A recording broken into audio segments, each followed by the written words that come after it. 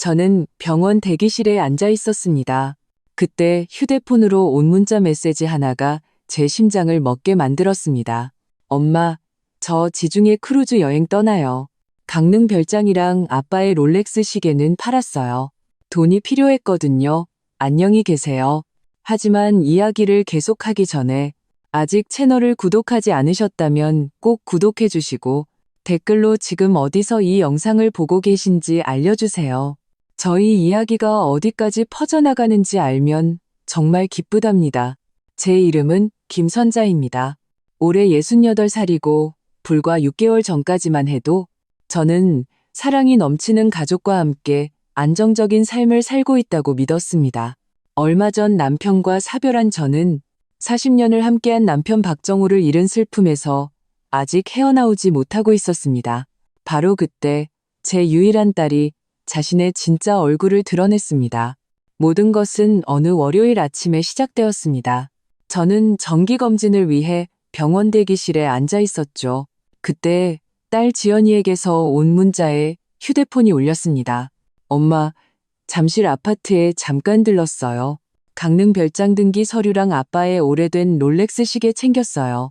2개 다 이미 매매 계약서에 서명했어요. 내일 지중해로 떠나는 호화 크루즈 여행을 예약했는데 돈이 필요했거든요. 편도 티켓만 샀고 민혁 씨도 같이 가요. 저는 무슨 일이 일어나고 있는지 이해할 수 없어 문자 메시지를 몇 번이고 다시 읽었습니다. 남편 정우가 세상을 떠난 후 제 곁을 지켜주던 동반자라고 믿었던 제 딸이 남편의 땀으로 한 뼘 한 뼘 30년 동안 지어 올린 우리의 가족 역사가 담긴 강릉의 별장과 정호가 평생 손목에서 단 한 번도 빼지 않았던 그의 유일한 사치품이었던 소중한 시계를 팔아버린 것입니다. 손이 떨리는 것을 느끼며 딸에게 전화를 걸었습니다. 신호음이 가다가 음성 사서함으로 넘어갔습니다. 또다시 걸었지만 받지 않았습니다. 6번쯤 시도했을 때 딸이 짜증 섞인 목소리로 전화를 받았습니다. 무슨 일이야? 엄마? 나 지금 짐 싸느라 바빠. 지연아, 그 문자가 대체 무슨 뜻이니? 네가 어떻게 그 집이랑 아빠 시계를 팔 수가 있어? 그건 내 물건이야. 잠시 침묵이 흘렀고 이내 비웃는 듯한 짧은 웃음소리가 들렸습니다. 엄밀히 말하면 아빠 물건이었죠? 엄마, 지금 드라마 찍을 시간 없어요. 엄마는 그 낡은 잠실 아파트에서 살면 되잖아요. 그거면 충분해요. 민혁 씨가 막판에 크루즈표를 구했는데 돈이 급하게 필요했어요. 하지만 넌 그냥 그렇게 이미 다 했어요, 엄마. 지난달에 엄마가 서명해준 위임장 기억나세요? 제대로 읽어보지도 않고 제 이름으로 전부 서명했잖아요. 법적으로 돈은 이미 제 통장에 들어왔어요. 이제 끊을게요. 공항 가는 택시가 거의 다 왔거든요. 딸아, 제발. 제 목소리가 갈라졌습니다. 엄마, 유난 좀 떨지 마세요. 이제 68인데 별장이 뭐 필요해요? 저랑 민혁 씨는 젊을 때 인생을 즐길 자격이 있어요. 지중해에서 사진 보내드릴게요. 네. 그리고 전화는 끊겼습니다. 저는 병원의 딱딱한 플라스틱 의자에 앉아 여전히 손에 휴대폰을 쥔 채로 소용돌이치는 감정에 휩싸였습니다. 수치심, 분노, 배신감, 그리고 절망. 어떻게 내 딸이 나에게 이럴 수 있을까요? 김선자 환자분. 간호사가 저를 불렀지만 거의 들리지 않았습니다. 환자분, 괜찮으세요? 저는 고개를 저었습니다. 로봇처럼 일어나 진료 예약을 다시 잡아달라고 부탁했습니다. 그 순간에는 도저히 검진을 받을 정신 상태가 아니었습니다. 집으로 돌아가서 무슨 일이 일어난 건지 파악해야 했습니다. 집으로 가는 길에 제가 서명했던 위임장이 떠올랐습니다. 정우의 장례식이 끝나고 한 달쯤 지났을 때 지연이는 서류 뭉치를 들고 나타났습니다. 엄마, 그냥 상속재산 정리하는 형식적인 절차예요. 제가 엄마 대신 다 처리할 수 있게 여기 서명만 하세요. 슬픔에 잠겨 딸을 전적으로 신뢰했던 저는 읽어보지도 않고 서명했습니다. 얼마나 어리석고 순진했던가요? 집에 도착했을 때 지연이가 낡았다고 표현했지만 정우와 제가 40년 동안 우리의 추억을 쌓아온 그 아파트 소파에 주저앉았습니다. 그곳 모든 것에는 남편의 흔적이 남아 있었습니다.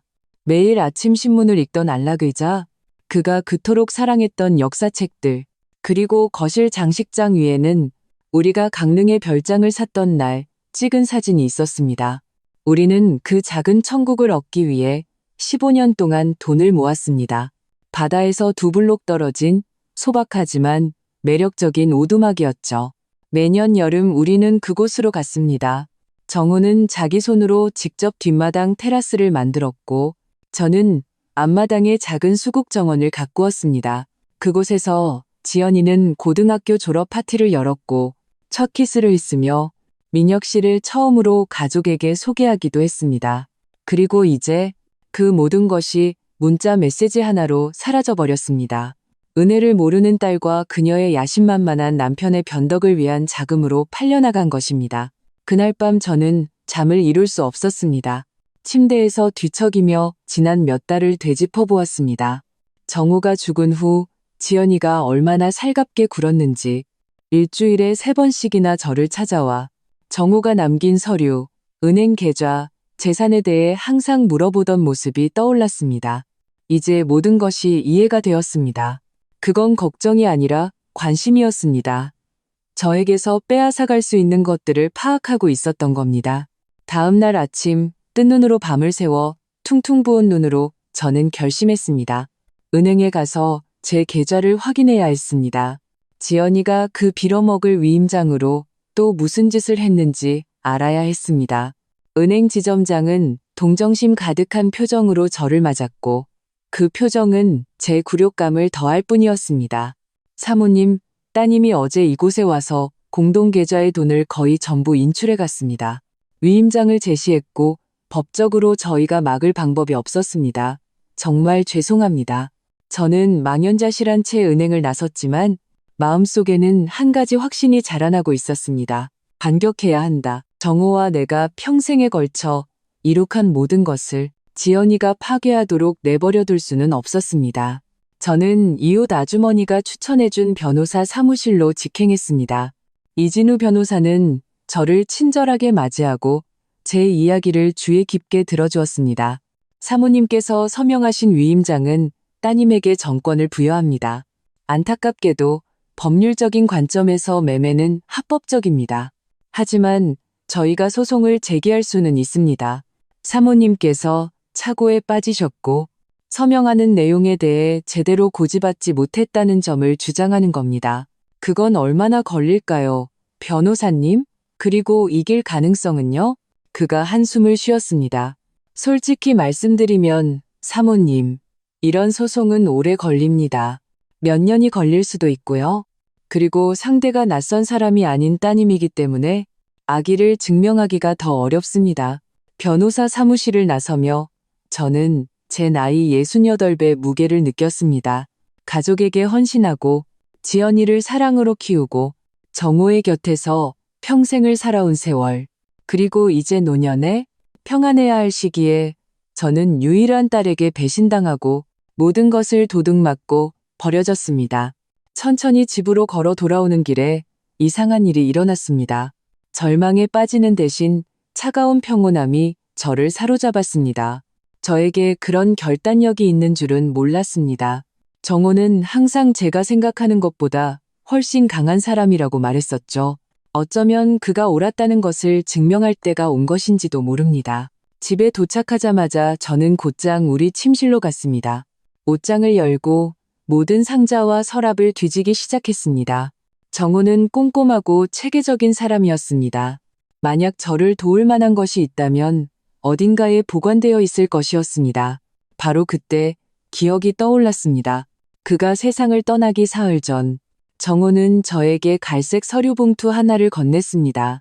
이거 당신 보석함에 넣어도 선자씨, 언젠가 필요하게 되면 거기에 있을 거야. 하지만 절대 그럴 일이 없기를 바라. 그 당시 급격히 악화되는 그의 건강 상태에 정신이 없었던 저는 별다른 질문 없이 봉투를 넣어두었습니다. 그리고 그의 갑작스러운 죽음의 충격으로 그것을 까맣게 잊고 있었습니다. 저는 보석함으로 달려갔습니다. 지연이가 미처 발견하지 못한 것 같았습니다. 그곳 깊숙한 곳, 제가 거의 사용하지 않는 목걸이와 귀걸이 아래 누렇게 변한 봉투가 있었습니다.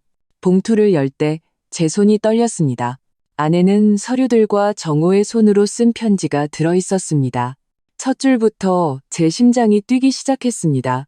나의 사랑하는 선자에게 만약 당신이 이 편지를 읽고 있다면 무언가 잘못되었다는 뜻이겠지. 하지만 걱정하지 마. 나는 언젠가 이런 날이 올 수도 있다는 걸 항상 알고 있었고 당신을 지키기 위해 준비해뒀어. 저는 침대 가장자리에 앉아 손에 든 봉투의 무게를 느꼈습니다. 정호의 글씨, 그 힘있고 뚜렷한 필체가 종이 위에서 뛰어올라 제 심장에 곧장와 닿는 것 같았습니다. 저는 계속해서 읽어내려갔습니다. 한 단어 한 단어가 제가 결코 알지 못했던 남편의 한 단면을 드러내고 있었습니다. 선자 씨, 우리가 함께한 43년 동안 나는 많은 것을 배웠어. 그중 가장 중요한 건 항상 플랜 B를 가지고 있어야 한다는 거야. 모두가 나를 보수적인 은행 지점장으로만 볼 때 나는 조용히 당신을 위한 안전장치를 만들고 있었지. 우리 딸 지연이는 항상 돈과 물질적인 것에 대한 집착을 보여서 나를 걱정하게 했어. 그래서 나는 특정 투자들은 비밀로 유지했지. 심장이 빠르게 뛰었습니다. 항상 저에게 모든 것을 투명하게 공개했던 정호가 비밀을 간직하고 있었다니. 하지만 그것은 저를 보호하려는 고귀한 이유 때문이었습니다. 강릉 별장과 모두가 아는 재산들은 빙산의 일각일 뿐이야. 수년에 걸쳐 나는 강남 중심가에 상가 건물 3채를 사들였어. 모두 견실한 회사의 임대 중이지. 우량 기업의 주식에도 투자했고 당신 명의로 다른 은행 2곳의 계좌를 개설해뒀어. 비밀번호는 나만 알고 있지만 말이야. 이 모든 것은 이 편지에 첨부된 서류에 기록되어 있어. 저는 서류들을 훑어보며 그가 말한 모든 것을 확인했습니다. 등기부등본, 은행 잔고 증명서, 임대차 계약서. 제가 상상도 못했던 재산이었습니다. 가장 중요한 것은 그 건물 중 하나가 바로 지연이와 민혁군이 살고 있는 바로 그 오피스텔 건물이라는 거야. 그래, 내 사랑. 우리가 바로 그들이 자기 능력으로 얻었다고 그토록 자랑하는 그 고급 오피스텔의 실제 소유주야. 민혁군은 자기 장인이 건물주라는 사실을 전혀 몰랐지. 저는 잠시 읽기를 멈춰야 했습니다. 너무나 충격적인 사실이었습니다. 정호가 우리 딸이 사는 건물을 샀다고? 왜? 그들이 그곳으로 이사하기로 결정했을 때 유령 회사를 통해 그 건물을 샀어. 나는 민혁군을 너무 잘 알았지. 그의 오만함, 고위험 투자에 대한 거짓말들, 그가 우리 딸에게 어떻게 부정적인 영향을 미치는지, 그 애가 민혁군 옆에서 어떻게 변해가는지를 지켜봤어. 이것이 당신에게 주는 나의 마지막 선물이야, 선자씨. 선택의 힘이지. 지금 모든 것을 밝히고 통제권을 되찾을 수도 있고, 아니면 기다리면서 우리 딸의 배은망덕함이 어디까지 가는지 지켜볼 수도 있어. 결정은 당신의 몫이야. 편지는 계좌에 접근하는 방법, 신뢰할 수 있는 변호사 연락처에 대한 상세한 지침과 함께 눈물 속에서도 저를 미소 짓게 만든 마지막 문장으로 끝을 맺었습니다. 내가 항상 하던 말 기억하지? 당신은 당신이 생각하는 것보다 훨씬 강해, 내 사랑, 훨씬 더. 저는 그 서류들을 분석하며 몇 시간을 보냈습니다. 가장 보수적으로 계산해도 저는 지연이가 훔쳐간 강릉별장과 예금보다 최소 5배는 더 가치 있는 재산을 소유하고 있었습니다. 저는 버림받은 무기력한 미망인이 아니었습니다. 저는 부유한 여성이었습니다. 그날 밤 저는 정호가 떠난 이후 처음으로 평온한 잠을 잤습니다. 다음 날 저는 정호가 좋아하던 단정하면서도 우아한 원피스를 골라 입고 편지에 적혀있던 윤태식 변호사의 법률사무소로 향했습니다. 전에 상담했던 젊은 이진우 변호사와는 달리 윤 변호사는 백발이 성성하고 날카로운 눈빛을 가진 신사였습니다. 그는 제 이야기를 끝까지 듣고 정호가 남긴 서류들을 검토했습니다. 김선자 여사님, 남편분께서는 대단히 총명한 분이셨습니다. 모든 것을 완벽하게 설계해 놓으셨군요. 여사님은 의심할 여지 없이 매우 부유한 분이십니다. 그리고 네, 강릉 별장과 시계는 되찾을 수 있습니다. 하지만 제가 다른 접근법을 제안드려도 되겠습니까? 말씀해 보세요, 변호사님. 그러자 그는 안경을 고쳤으며 미소를 지었습니다. 따님은 여사님을 빈털터리로 만들었다고 믿고 있습니다. 당분간은 그렇게 믿게 내버려 두는 것이 어떻겠습니까? 그동안 저희는 조용히 여사님의 모든 재산, 특히 따님이 살고 있는 그 건물의 소유권을 이전하는 겁니다. 저는 그가 무슨 말을 하려는지 즉시 알아차렸습니다. 제 딸이 최악의 방식으로 진실을 알게 하자는 말씀이시군요.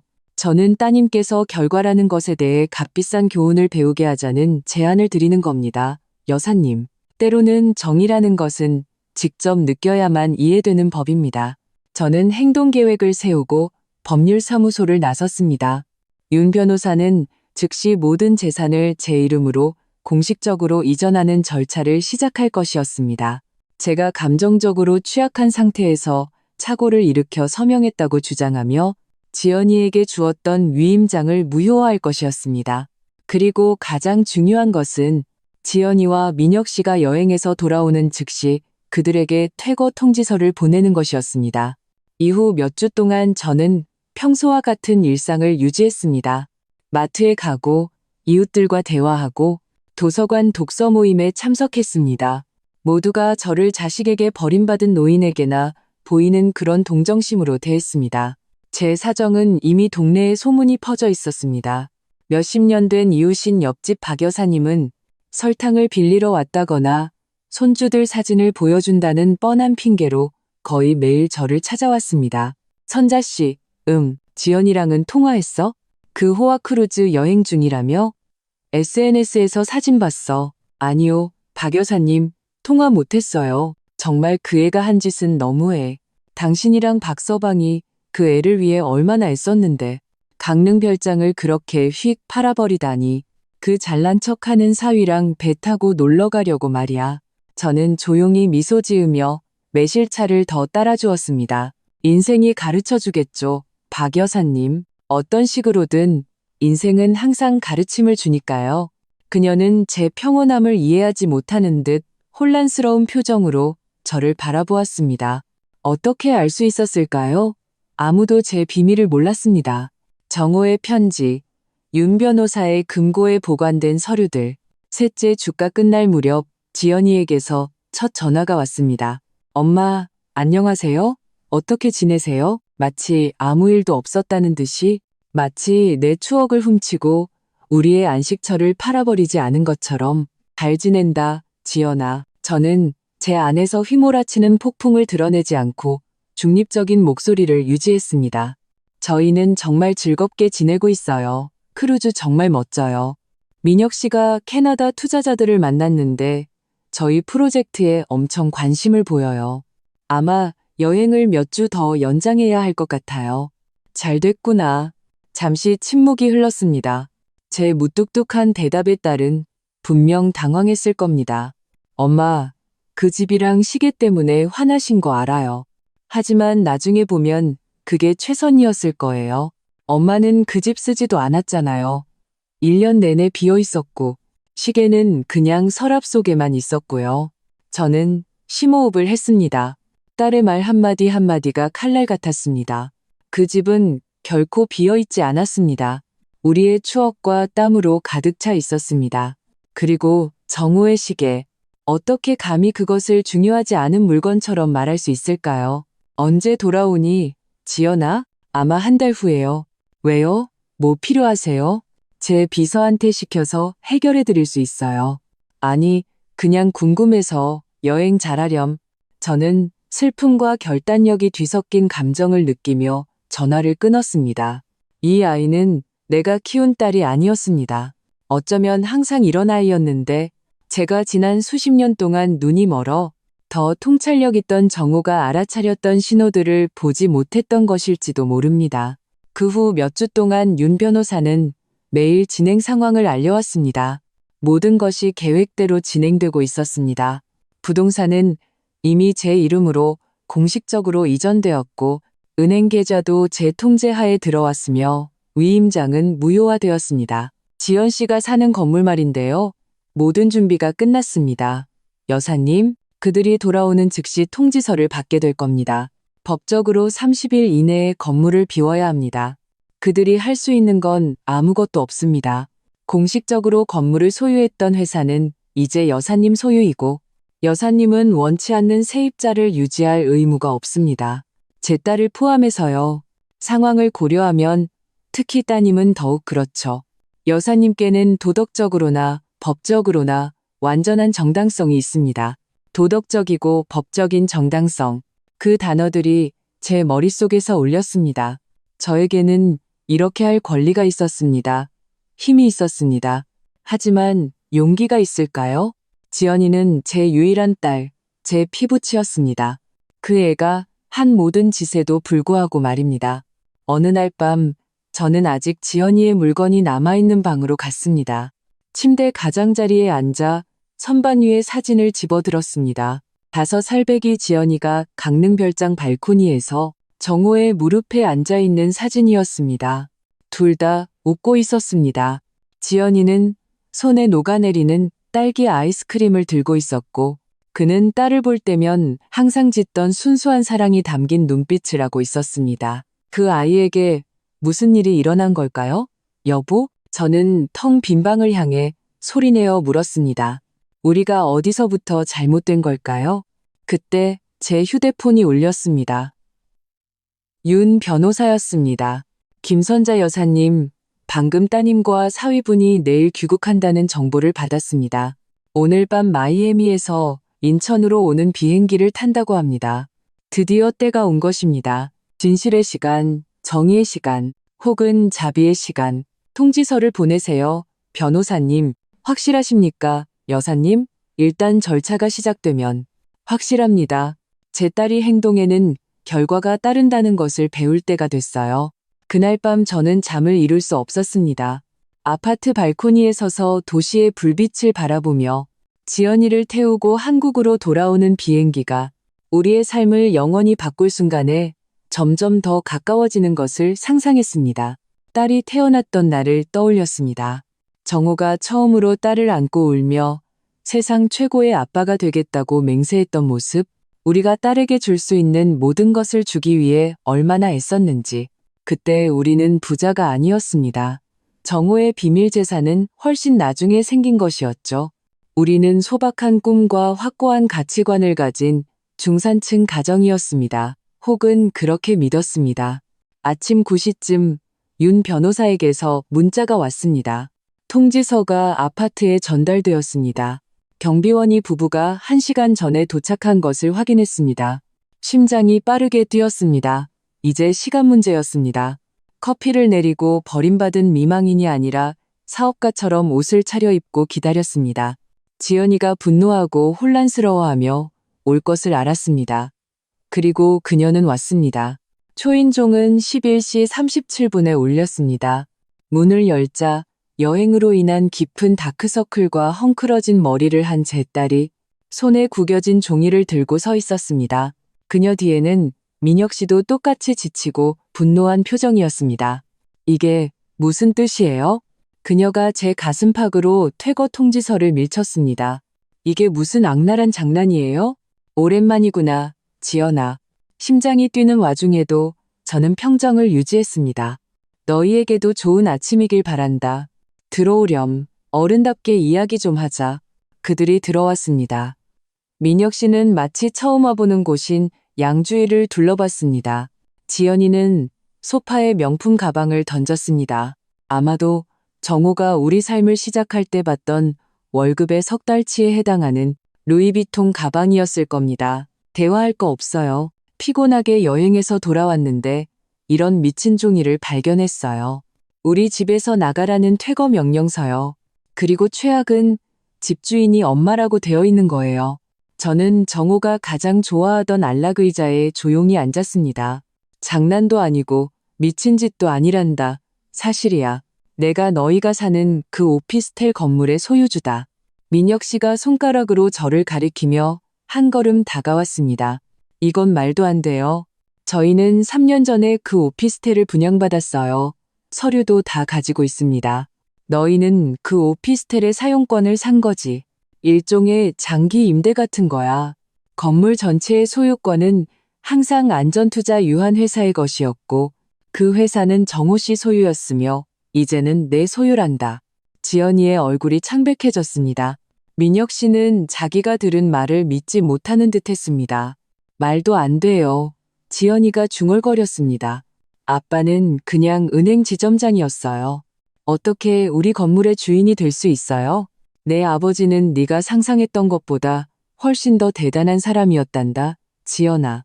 훨씬 더 똑똑하고 훨씬 더 선견지명이 있었지. 그리고 자기가 어떤 딸을 가졌는지도 아주 잘 알았고. 지연이는 소파에 주저앉았습니다. 그 어느 때보다 작고 연약해 보였습니다. 왜 한 번도 말씀 안 하셨어요? 그 정보를 가지고 너희가 무슨 짓을 할지, 그 지식을 어떻게 이용할지 정확히 알고 계셨기 때문이야. 그리고 그분이 옳았지, 그렇지 않니? 항상 거만하던 민혁 씨는 이제 겁먹은 아이처럼 보였습니다. 이건 법적으로 성립될 수 없어요. 저희는 이 일을 재개할 겁니다. 저는 제 눈에는 미소가 닿지 않는 평온한 미소를 지었습니다. 마음대로 하렴. 윤태식 변호사님이 모든 서류를 완벽하게 준비해뒀단다. 투자된 돈 한 푼 한 푼, 모든 거래, 모든 것이 절대적으로 합법적이고 검증 가능해. 윤태식 변호사요? 지연이가 물었습니다. 내 변호사란다. 시내 최고의 부동산법 전문 변호사 중 한 분이지. 내 아버지의 강릉 별장과 시계를 되찾는 일도 그분이 맡고 계시고. 그녀의 눈이 커졌습니다. 되찾는다니요? 네가 한 매매는 무효가 되었단다, 지연아. 내가 상심으로 힘들어할 때 네가 서명하게 만든 위임장은 취소되었어. 집은 이미 내 이름으로 돌아왔고 시계는 안타깝게도 네가 외국으로 가져간 사람에게 팔아버렸더구나. 찾으려고 노력 중이야. 민혁 씨가 초조하게 머리를 쓸어 넘겼습니다. 이건 완전 미친 짓이야. 미쳤어.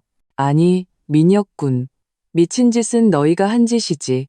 늙은 미망인에게서 그녀가 가졌다고 생각했던 얼마 안 되는 것들을 훔친 것. 그게 바로 미친 짓이고 잔인한 짓이야. 지연이가 울기 시작했지만 저는 동요하지 않았습니다. 저는 그 눈물을 전에도 본 적이 있었습니다. 새 차를 원할 때, 첫 여자친구와 싸웠을 때, 민혁 씨의 기다릴 수 없는 투자를 위해 돈이 필요했을 때, 편의를 위한 눈물이었습니다. 엄마, 죄송해요. 실수였어요. 저희가 너무 절박했어요. 민혁 씨가 크루즈에서 사업상 아주 중요한 기회가 있었거든요. 우리 인생을 바꿀 수 있는 투자자들을 만날 기회요. 그래서 그건 어떻게 됐니? 그 대단한 사업은 잘 풀렸어? 저는 민혁 씨의 패배한 표정에서 답을 알면서도 물었습니다. 저희가 기대했던 것과는 좀 달랐어요. 그가 제 눈을 피하며 중얼거렸습니다. 항상 그렇지, 안 그래, 민혁군? 대단한 사업, 놓칠 수 없는 기회, 고위험 투자. 정호 씨가 너에게 몇 번이나 경고하려고 했었지. 잠깐만요. 지연이가 뭔가 생각이 난 듯 말을 가로막았습니다. 아빠가 그렇게 부자였다면, 엄마가 그렇게 많은 걸 가지고 있다면 왜 저희한테 이러시는 거예요? 그냥 저희를 도와주시면 안 돼요? 저희는 가족이잖아요. 그 질문은 제 뺨을 때리는 것 같았습니다. 그 모든 짓을 저지르고도 여전히 제 도움을 받을 권리가 있다고 믿는 그 아이의 뻔뻔함. 가족? 제 목소리가 의도했던 것보다 커졌습니다. 내 아버지가 그렇게 힘들게 지은 집을 팔아치울 때 우리가 가족이라는 걸 기억했니? 그가 40년 동안 차고 다녔던 내 생일에 너에게 주려고 했던 시계를 가져갈 때 내 통장에서 모든 돈을 빼내서 내가 다음 달 공과금을 어떻게 내야 할지 막막하게 만들었을 때 기억했냐고. 지연이는 고개를 숙였지만 민혁 씨가 나섰습니다. 장모님, 누구나 실수는 합니다. 저희가 잘못 행동했다는 거 인정해요. 하지만 이 퇴거 조치는 너무 잔인합니다. 저희는 어디서 살라고요?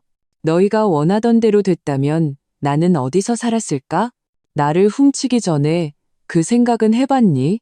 이어지는 침묵이 충분한 대답이었습니다. 너희에게는 다른 살 곳을 찾을 30일의 시간이 있다. 그리고 지연아, 만약 내 결정에 이의를 제기하고 싶다면 마음대로 하렴.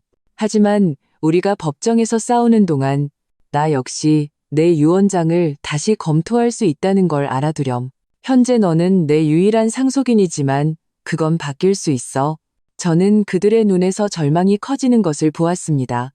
지연이는 항상 현실적이고 야심찼습니다. 암묵적인 위협은 분명했습니다. 저와 싸운다면 미래에 더 많은 것을 잃을 수도 있다는 것. 엄마, 제발요. 그녀가 다가와 제 손을 잡으려고 했습니다. 우리 해결할 수 있어요. 제가 잘못했다는 거 알아요. 하지만 저를 길거리에 나앉게 하지는 마세요. 넌 길거리에 나앉지 않을 거야. 지연아, 너희는 돈이 있잖니. 내게서 훔쳐간 돈, 내 아버지의 집과 시계를 판 돈 말이다. 그 돈으로 너희 삶을 재정비하는 동안 좀 더 소박한 곳을 빌려서 살아. 하지만 대화는 끝났다. 이제 실례하겠지만 나는 약속이 있어서. 약속은 없었습니다. 하지만 저는 그들이 떠나야 했습니다. 숨을 쉬어야 했습니다. 그토록 거만했던 딸이 애원하는 모습으로 전락한 것을 보는 것은 제가 상상했던 쾌감을 주지 않았습니다. 단지 공허함과 우리가 이렇게 되어버린 것에 대한 깊은 슬픔만이 있었습니다. 그들이 떠나고 문이 닫혔을 때 저는 다시 정호의 안락의자에 앉아 눈물이 흐르도록 내버려 두었습니다. 저를 위해서도 지연이를 위해서도 울지 않았습니다. 우리가 쌓아 올렸던 깨진 가족의 꿈을 위해 수십 년 동안 제가 키워왔던 환상을 위해 울었습니다. 전화가 울려 제 생각을 방해했습니다. 윤 변호사였습니다. 김선자 여사님, 괜찮으십니까? 따님은 통지서를 받았고요. 네, 변호사님. 그녀와 남편은 방금 여기서 나갔어요. 그래서 심정은 어떠십니까? 저는 대답하기 전에 잠시 생각했습니다.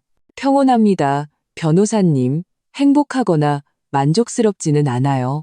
단지 해야 할 일을 했다는 평온함이 느껴집니다. 이해합니다. 그리고 다른 문제들에 대해서는 강릉별장은 이미 공식적으로 여사님 명의로 돌아왔습니다. 이번 주에 한번 방문해 보시겠습니까? 강릉별장, 우리의 안식처, 우리의 작은 천국, 정호가 그토록 사랑했던 장미를 심었던 곳, 우리가 수많은 명절을 기념했던 곳, 우리가 함께 노년을 보낼 계획이었던 곳. 네, 내일이라도 당장 가고 싶습니다. 가능하다면요. 제가 모실 차를 준비하겠습니다. 전화를 끊고 저는 벽에 걸린 정호의 사진을 바라보았습니다. 그는 말하는 것보다 더 많은 것을 아는 사람의 눈빛으로 미소 짓고 있었습니다. 당신이 옳았어요. 저는 사진에 대고 말했습니다. 모든 것에 대해서요. 그 애에 대해서, 민혁군에 대해서, 플랜 B의 필요성에 대해서, 당신이 나에 대해서도 옳았기를 바라요. 앞으로 나아갈 만큼 충분히 강하다는 것 말이에요. 그날 밤 저는 몇 달 만에 처음으로 깊은 잠을 잤습니다. 다음 날 이른 아침 윤 변호사가 보낸 차가 저를 강릉으로 데려다 주기 위해 왔습니다. 차는 강릉별장 입구에 저를 내려주었습니다. 그곳에는 제가 기억하는 그대로의 모습이 있었습니다. 하얀 창문이 달린 옅은 파란색 목조 오두막, 지금은 조금 관리가 안 된 앞마당의 작은 정원, 그리고 저 멀리 보이는 바다. 정호가 우리가 이곳에서 보낸 세 번째 여름에 만들었던 작은 돌길을 따라 걸으며 목이 메었습니다. 열쇠는 자물쇠에서 뻑뻑하게 돌아갔습니다. 문을 열자 짠 내음과 나무 냄새가 섞인 익숙한 향기가 파도처럼 저를 덮쳤습니다. 벽을 손으로 쓸어보며 우리가 함께 골랐던 벽지의 질감을 느꼈습니다. 저는 천천히 방마다 걸으며 가구들을 만지고 추억을 되새겼습니다. 거실에는 매년 여름 지연이의 키를 재던 연필 자국이 벽에 남아 있었고, 부엌에는 정호가 흐린 날에도 바다를 보며 커피를 마시겠다고 고집하던 식탁이 있었습니다. 안방에는 정호가 집을 오래 비울 때마다 씌워두던 보호용 시트로 덮인 우리 침대가 있었습니다. 저는 정호가 그토록 애정을 담아 지었던 뒷마당 테라스로 갔습니다. 나무 판자가 발밑에서 삐걱거렸고 몇몇은 수리가 필요해 보였습니다. 흔들의자에 앉아 저 멀리 바다를 바라보았습니다. 그 순간 저는 정호가 세상을 떠난 이후 그 어느 때보다 그를 가깝게 느꼈습니다. 저는 이제 어떻게 해야 할까요? 저는 바람에 대고 중얼거렸습니다. 그래도 우리 딸인데.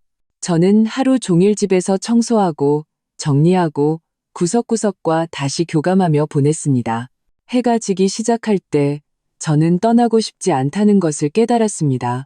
윤 변호사에게 전화해서 차는 다음 날 아침에 보내달라고 부탁했습니다. 옷장에는 깨끗한 시트가 있었고 식료품 저장실에는 우리가 항상 채워두던 기본적인 식료품이 있었습니다.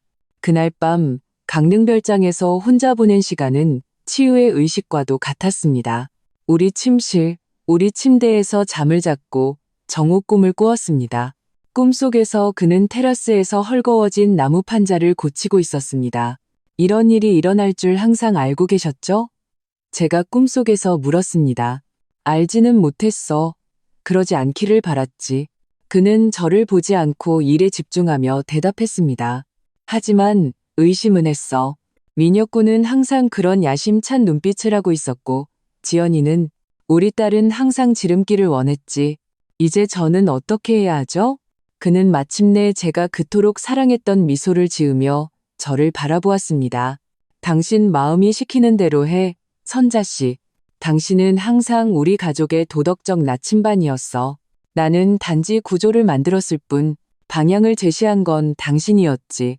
저는 창문 틈으로 들어오는 햇살에 잠에서 깼습니다. 잠시 동안 정호가 거기 있고 모든 것이 악몽이었다는 느낌이 들었습니다. 그의 죽음, 지연이의 배신, 퇴거 조치까지. 하지만 현실은 곧 닥쳐왔습니다. 간단히 커피를 마시고 다시 테라스에 앉았습니다. 그곳에서 저는 결정을 내렸습니다. 지연이는 교훈을 배울 필요가 있었지만 저는 그녀를 영원히 잃고 싶지는 않았습니다. 결국 저는 그녀의 어머니였습니다. 모든 일이 있었음에도 불구하고 윤 변호사의 차가 저를 데리러 왔을 때 제 머릿속에는 새로운 계획이 있었습니다. 서울로 돌아와 저는 곧장 변호사 사무실로 향했습니다. 그는 평소와 같은 전문적인 태도로 저를 맞았지만 제 단호한 표정에 호기심을 느끼는 듯 했습니다. 윤 변호사님, 저희 계획에 몇 가지 수정을 하고 싶습니다. 그는 제 쪽으로 몸을 기울이며 주의 깊게 저를 바라보았습니다. 어떤 종류의 수정 말씀이십니까, 여사님? 퇴거 조치는 계속 진행하고 싶습니다. 하지만 지연이와 민혁군에게 대안을 제시하고 싶어요. 어떤 대안 말입니까? 제가 소유한 다른 건물 중 하나에 있는 더 작은 아파트를 제공할 겁니다. 호화롭지도 않고 편의시설도 없는 단정하지만 소박한 곳으로요. 그리고 조건이 있습니다. 그는 흥미를 보이며 앞으로 몸을 숙였습니다. 어떤 조건입니까? 민혁군은 진짜 직업을 구해야 합니다. 그런 투자나 사업 기회 같은 게 아니라요. 고정된 월급이 있는 정직한 직업 말입니다. 그리고 지연이는 제가 선택한 자선기관에서 일주일에 최소 사흘은 자원봉사를 해야 합니다. 윤 변호사는 희미하게 미소 지었습니다. 여사님은 단지 그들을 벌주는 것이 아니라 재교육하려고 하시는군요. 맞습니다. 정호 씨와 저는 양육과정 어딘가에서 실수를 했어요. 지연이에게 일의 가치, 희생의 가치를 가르치지 않고 모든 것을 주었죠. 어쩌면 그것을 바로잡기에 너무 늦지 않았을지도 모릅니다. 만약 그들이 거절한다면요? 저는 심호흡을 했습니다. 그러면 그들은 그들의 길을 가야겠죠. 내게서 빼앗아간 돈으로 몇 달은 버틸 수 있을 겁니다. 그 후에는 스스로 길을 찾아야 할 거고요. 윤 변호사는 몇 가지를 메모했습니다. 언제 이것을 제안하고 싶으십니까? 내일 당장이요. 빠를수록 좋습니다. 저는 더 가벼워진 마음으로 법률사무소를 나섰습니다. 제 결정은 복수심이 아니라 사랑에서 비롯된 것이었습니다. 지금까지 보여줬던 것보다 더 강인하고 더 요구하는 사랑. 하지만 여전히 사랑이었습니다. 집으로 가는 길에 보석상에 들렀습니다. 진열장에서 정호가 차던 것과 비슷한 시계를 보았습니다. 같은 것은 아니었고 결코 그럴 수 없었지만 비슷했습니다. 저는 안으로 들어가 그것을 샀습니다. 언젠가 되찾기를 바라는 원래의 것을 대체하기 위해서가 아니라 시간의 상징으로서. 다시는 돌아오지 않지만 앞으로는 더 잘 활용될 수 있는 그 귀중한 자원 말입니다. 집에 도착하니 휴대폰에 지연이의 메시지가 3개와 있었습니다. 하나같이 이전 것보다 더 절박했습니다. 마지막 메시지에서 그녀는 후회하고 있다며 인생 최악의 실수를 저질렀다며 저를 만나게 해달라고 애원하고 있었습니다. 저는 그녀에게 전화를 걸었습니다. 엄마, 그녀의 목소리는 많이 운 듯 갈라져 있었습니다. 그래, 지연아. 제발, 저희 이야기 좀 할 수 있을까요? 너무 절박해요. 민혁 씨랑 크게 싸웠어요. 그 사람은 자기 어머니 댁으로 돌아가겠다고 하고요. 어떻게 해야 할지 모르겠어요. 내일 오전 10시에 오렴. 민혁 군도 오겠다면 데려오고 너희에게 제안할 게 있다. 제안이요? 무슨 제안이요? 내일, 지연아, 오전 10시에. 저는 불안과 희망이 뒤섞인 감정을 느끼며 전화를 끊었습니다. 제 마음 한구석에서는 제 딸에게 구원의 여지가 있고 그녀가 가치관을 다시 배우고 원래 되어야 했던 사람과 다시 연결될 수 있다고 믿고 싶었습니다. 다른 한구석에서는 단지 피할 수 없는 것을 연장하고 있을 뿐이라고 두려워했습니다. 그날 밤 저는 새 시계를 침대 옆 탁자 정호의 사진 옆에 놓았습니다. 우리 딸에 대해서도 당신이 옳았는지 한번 보자고요. 저는 사진에 대고 말했습니다. 당신은 내가 의심할 때조차도 항상 그의 안에 선함이 있다고 믿었죠. 다음 날 오전 10시 5분 초인종이 울렸습니다. 문을 열자 지연이가 혼자 서 있었습니다. 전에는 본 적 없는 초췌한 표정이었습니다. 화장도 하지 않고 머리는 헝클어졌으며 눈은 울어서 퉁퉁 부어 있었습니다. 그녀는 항상 고집하던 명품 옷과는 대조적으로 단순한 티셔츠와 청바지를 입고 있었습니다. 민혁 군은 안 왔니? 저는 그녀가 들어올 공간을 만들어주며 물었습니다. 아니요. 그녀의 목소리는 쉬어 있었습니다. 누구에게도 빌지 않겠다고 했어요.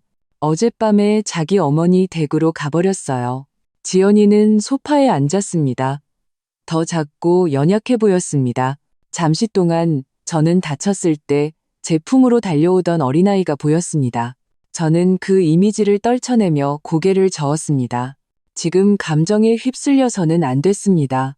제안에 대해 말씀하셨죠. 그녀가 망설이며 말했습니다. 저는 그녀 맞은편 안락의자에 앉았습니다. 그래. 하지만 그 전에 몇 가지 이해하고 싶은 게 있다. 뭐려? 왜 그랬니?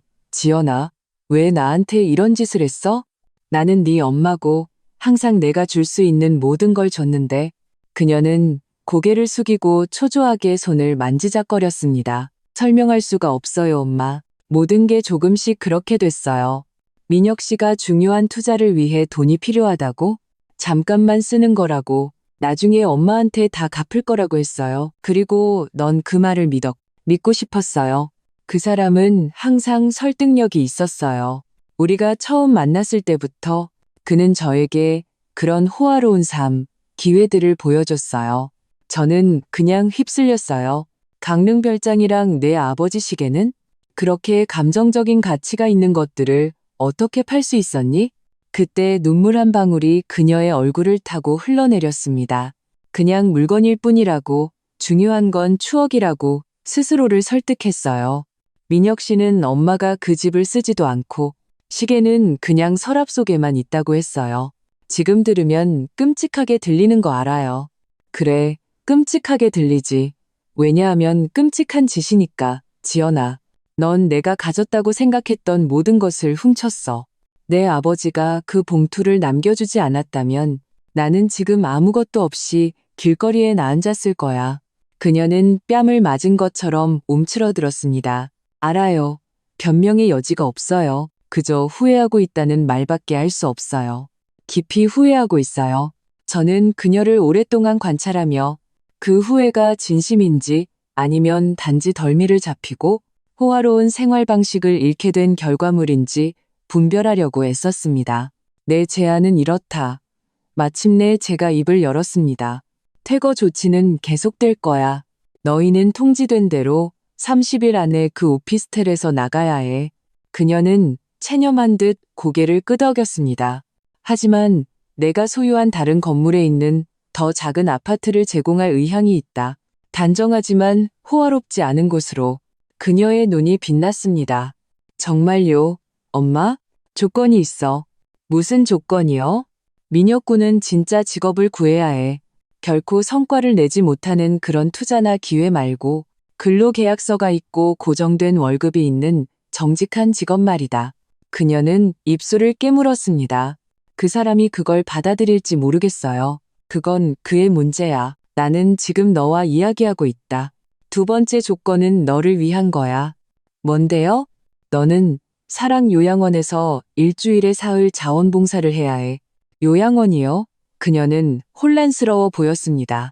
그래, 가족에게 버림받은 노인들에게 무슨 일이 일어나는지 네가 이해할 수 있도록, 네가 나에게 하려 했던 짓을 가까이서 볼 수 있도록 말이다. 지연이는 부끄러운 듯 고개를 숙였습니다. 얼마 동안이요? 지금으로서는 무기한이야. 네가 어떻게 적응하는지, 얼마나 진지하게 임하는지 볼 거야. 그 후에 다시 평가할 수 있겠지.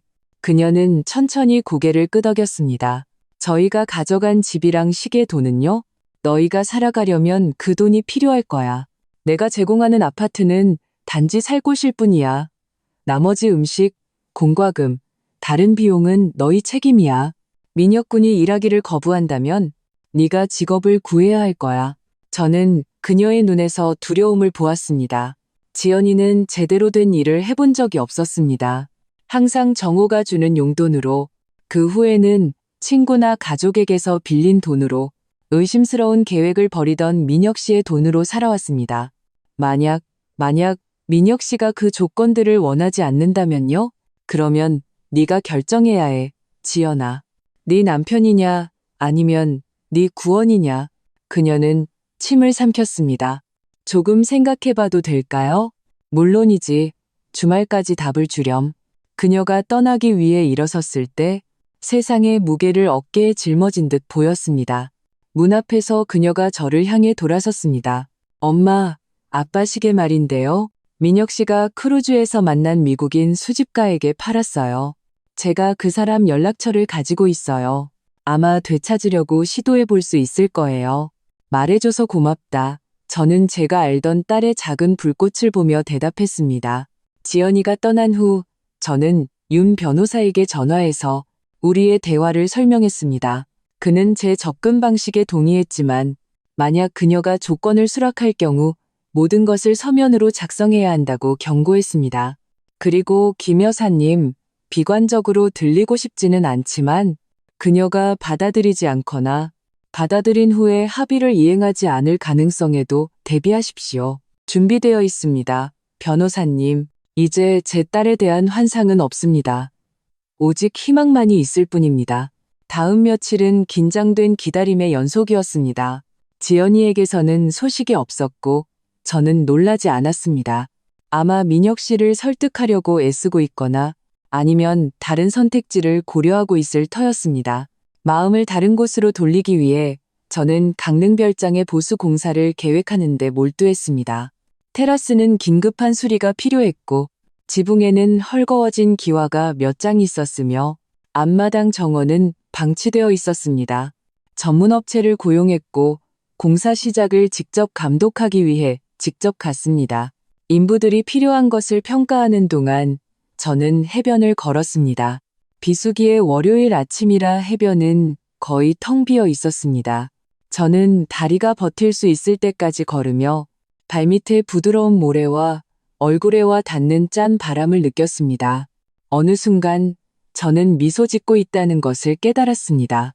마음속에서 우러나오는 진정한 미소였습니다. 정호가 세상을 떠난 이후 처음이었습니다. 어쩌면 40년의 동반자 없이도 제 삶을 재건하는 것이 가능할지도 모릅니다. 어쩌면 저를 위해 좋은 일들이 예비되어 있을지도 모릅니다. 그리고 어쩌면, 아주 어쩌면 제 딸이 그 새로운 단계의 일부가 될 수도 있을 겁니다. 수요일에 지연이에게서 전화가 왔습니다. 엄마 제안을 받아들이기로 결정했어요. 민혁 군은 잠시 침묵이 흘렀습니다. 그 사람은 아무것도 원하지 않아요. 자기 말로는 막노동 같은 일은 하지 않을 거래요. 캠프에 있는 삼촌이 사업 동업을 제안했대요. 그리로 간대요. 저는 남아요. 엄마, 모든 걸 바로잡고 싶어요. 시간이 걸리고 엄마가 저를 금방 신뢰하지 않을 거라는 거 알아요. 하지만 노력하고 싶어요. 우리는 다음 날 윤 변호사 사무실에서 만나 합의를 공식화하기로 했습니다. 지연이는 정시에 나타났습니다. 예전의 과시적인 모습 없이 단순하지만 단정하게 옷을 입고 있었습니다. 윤 변호사는 합의 조건을 읽어주었습니다. 그녀는 종로구에 있는 건물의 방 2개짜리 아파트를 임대료 없이 사용할 수 있지만 모든 관리비는 책임져야 했습니다. 사랑요양원에서 주당 최소 12시간 자원봉사를 해야 했습니다. 60일 이내에 유급 일자리를 구해야 했습니다. 어떤 불이행이든 즉각적인 퇴거로 이어질 것이었습니다. 이해하고 동의합니다. 그녀는 서류에 서명하며 말했습니다. 회의가 끝난 후 저는 그녀와 함께 새 아파트를 보러 갔습니다. 단순하지만 아늑한 곳이었고 예전에 살던 호화로운 곳보다 훨씬 작았습니다. 주차 공간은 하나 있지만 이제 차가 없지? 엘리베이터를 타고 올라가며 제가 물었습니다. 네, 민혁 씨가 가져갔어요. 그 사람 명의였거든요. 그렇구나. 그럼 당분간은 대중교통을 이용해야겠네. 네, 그녀가 고개를 끄덕였습니다. 달라지겠죠. 아파트에 들어섰을 때 지연이는 읽기 힘든 표정으로 주위를 둘러보았습니다. 실망도 아니고 정확히 슬픔도 아니었습니다. 어쩌면 그저 그녀의 새로운 현실에 대한 깨달음이었을 겁니다. 작지만 필요한 건 다 있어. 제가 창문을 열어 환기시키며 말했습니다. 기본 가구는 보다시피 다 있고 냉장고는 새 거야. 완벽해요, 엄마. 고맙습니다. 원할 때 언제든지 이사와. 열쇠는 내 거야. 우리가 나갈 때 지연이가 문에서 멈춰 섰습니다. 엄마, 뭐 하나 물어봐도 돼요? 물론이지. 언젠가 저를 정말로 용서해 주실 거라고 생각하세요? 그냥 또 다른 기회를 주시는 것 말고 저를 다시 신뢰하게 되실까요? 그 질문은 저를 놀라게 했습니다. 저 자신도 계속해서 자문해 오던 것이었습니다. 모르겠다, 지연아. 신뢰라는 건 수정꽃병 같아서 한번 깨지면 조각들을 붙이더라도 금은 항상 거기에 남아있을 테니까. 그녀는 침을 삼키며 고개를 끄덕였습니다. 이해해요. 그래도 노력할 거예요. 엄마는 제 엄마고 저는 모든 것에 대해 정말 죄송해요. 다음 며칠 동안 저는 멀리서 지연이가 새 아파트로 이사하는 것을 지켜보았습니다. 호화로운 아파트의 직원들 도움 없이, 민혁 씨 없이 그녀 스스로 상자를 나르는 모습은 낯설었습니다. 43살의 여자가 거의 처음부터 삶을 시작하고 있었습니다. 사랑요양원에서의 첫 자원봉사 날은 월요일이었습니다. 우리는 제가 그녀를 원장님에게 소개해주기 위해 그곳에서 만나기로 했습니다. 원장님인 최 원장님은 오랜 친구였습니다. 지연이가 여기서 일주일에 3번 일할 거예요. 제가 최 원장님에게 설명했습니다. 가장 필요한 곳에서 도와줄 수 있어요. 모든 사정을 아는 최 원장님은 진지한 표정으로 지연이를 바라보았습니다. 저희는 레크리에이션 분야에 일이 많아요. 몇몇 어르신들은 몇 년째 방문객이 없으세요. 동반자가 필요해요. 그분들 이야기를 들어줄 사람이요. 제가 할 수 있어요. 지연이가 진심으로 관심 있는 듯 대답했습니다. 저는 최 원장님을 따라 요양원 복도를 걷고 입소자들에게 소개되는 제 딸을 지켜보았습니다. 몇몇 어르신들이 희망에 찬 눈으로 그녀를 바라보는 것을 보았습니다. 어쩌면 자신들을 신경 써줄, 어쩌면 다음번에 자신들의 이름을 기억해줄 또 다른 사람. 저는 복잡한 감정을 안고 그곳을 떠났습니다. 제 마음 한구석에서는 지연이의 구원을 믿고 싶었습니다. 그녀가 정말로 교훈을 이해했고 우리가 관계를 재건할 수 있다고. 다른 한구석에서는 회의적인 채로 그녀가 규칙과 단순한 삶, 무급 노동에 지치는 순간을 기다리고 있었습니다. 한 달쯤 지난 어느 날 오후 최 원장님에게서 전화가 왔습니다. 선자 씨, 지연이 씨에 대해 할 말이 있어서요. 심장이 뛰었습니다. 문제가 생겼나? 포기했나? 무슨 일이에요? 원장님, 김어르신 있잖아요. 알츠하이머 앓고 계셔서 거의 말씀이 없으신 분. 어제 발작을 일으키셨어요. 소리를 지르고 몸부림을 치셨죠. 간호사들이 진정시킬 수가 없었어요. 누가 그분을 진정시켰는지 아세요? 지연이 씨예요. 어떻게요? 그녀는 그냥 그분 옆에 앉아서 손을 잡아주고 아주 작은 소리로 자장가를 불러주기 시작했어요. 몇 분 만에 그분은 평온해졌어요. 나중에 알고 보니 그 노래가 어르신이 어렸을 때 어머니가 불러주시던 노래와 같았대요.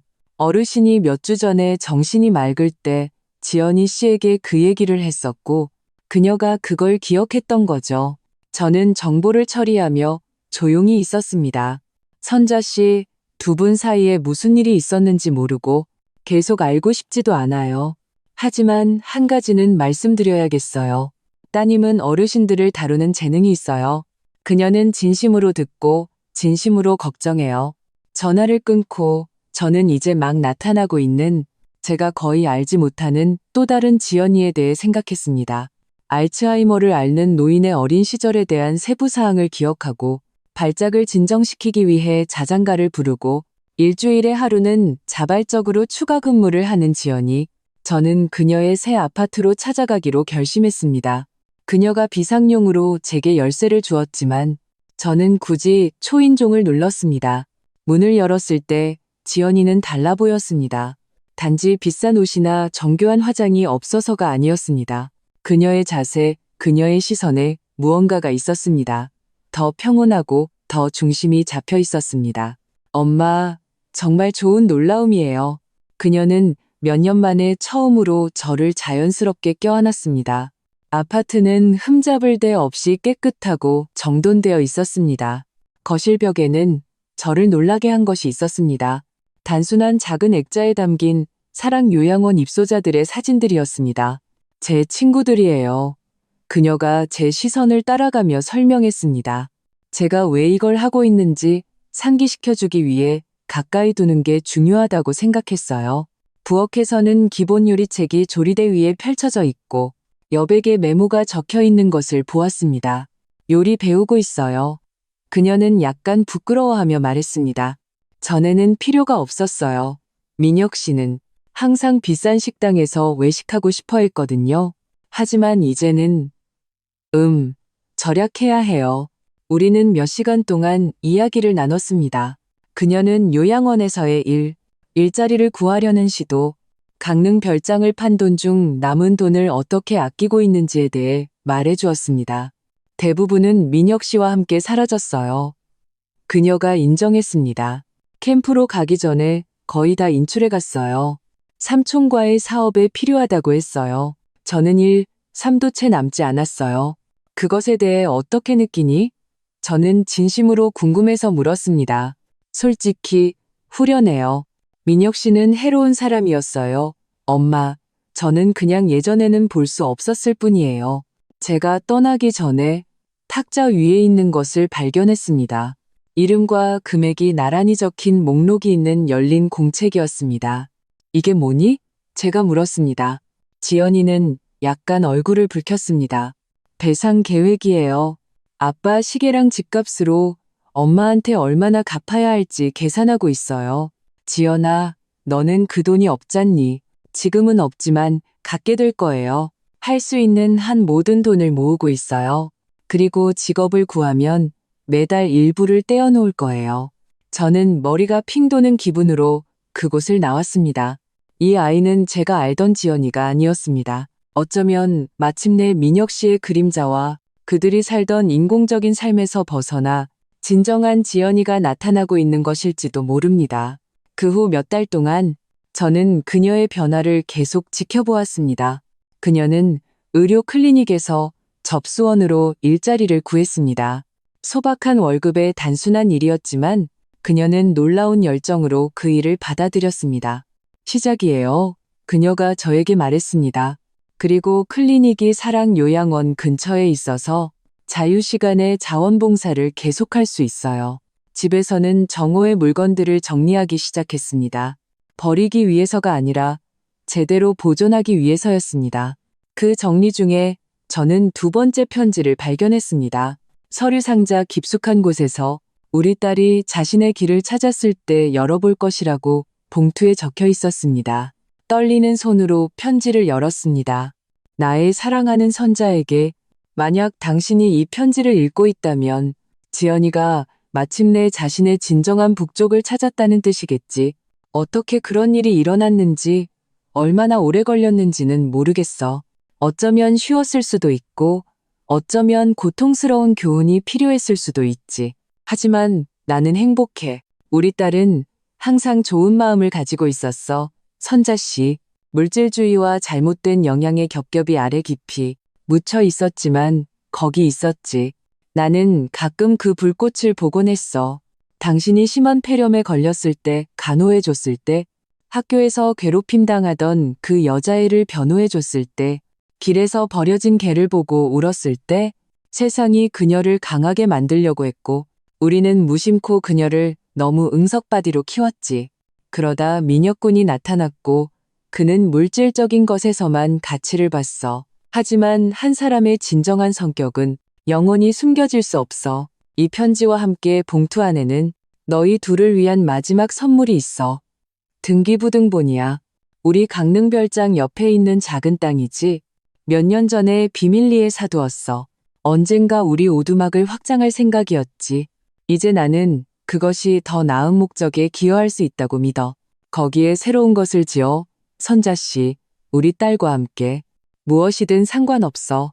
펜션이 될 수도 있고 새 집이 될 수도 있고 심지어 가족 없는 노인들을 위한 쉼터가 될 수도 있지. 원한다면. 중요한 것은 너희가 함께 짓는다는 거야. 벽돌 하나하나, 결정 하나하나. 과거는 뒤로 하고 너희의 재시작의 상징이 될 무언가를 세워 영원한 사랑을 담아. 정우. 봉투 안에는 약속대로 우리 강릉별장에 인접한 땅에 등기부등본이 있었습니다. 의미를 얻기를 기다리는 한 조각의 땅이었습니다.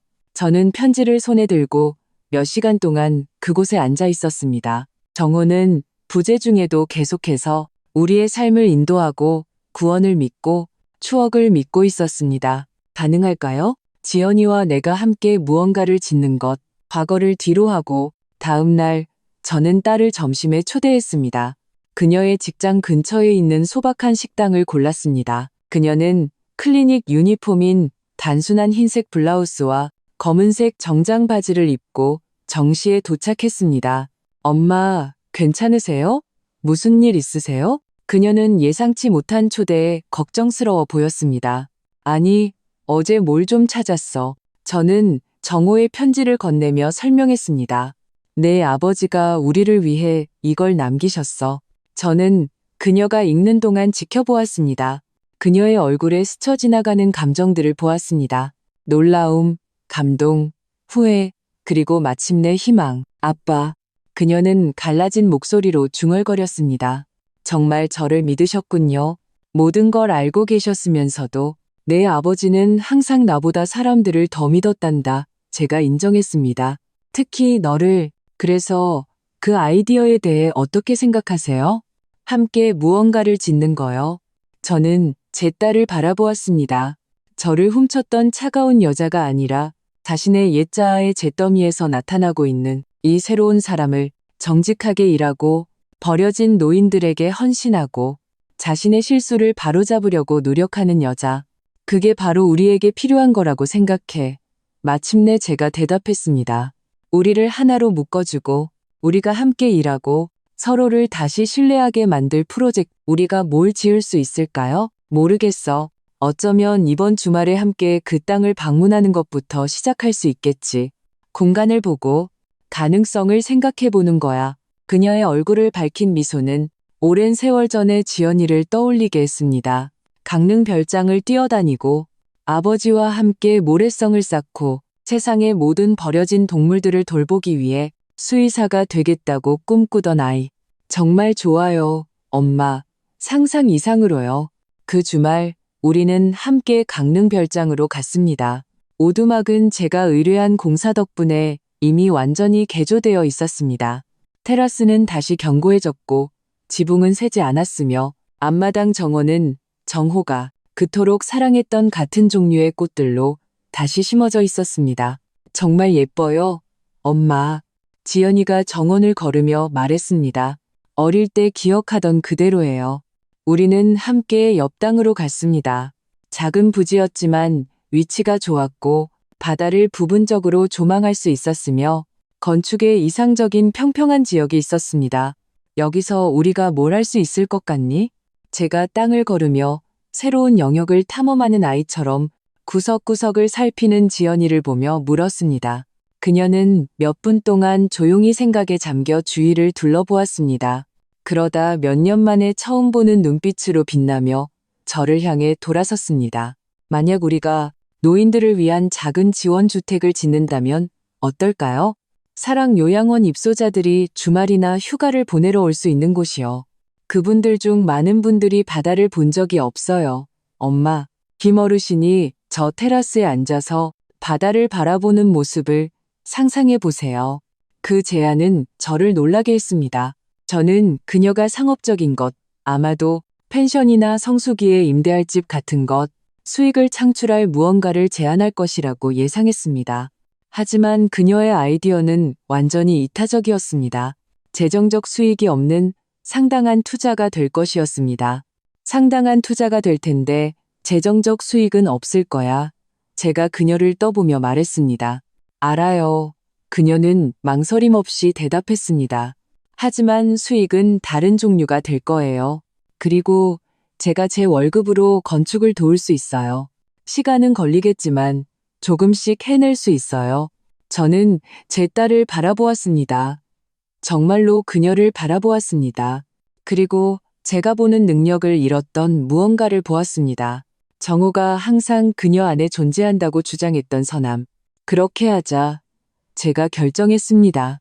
하지만 조금씩이 아니라 나에게는 충분한 자원이 있어.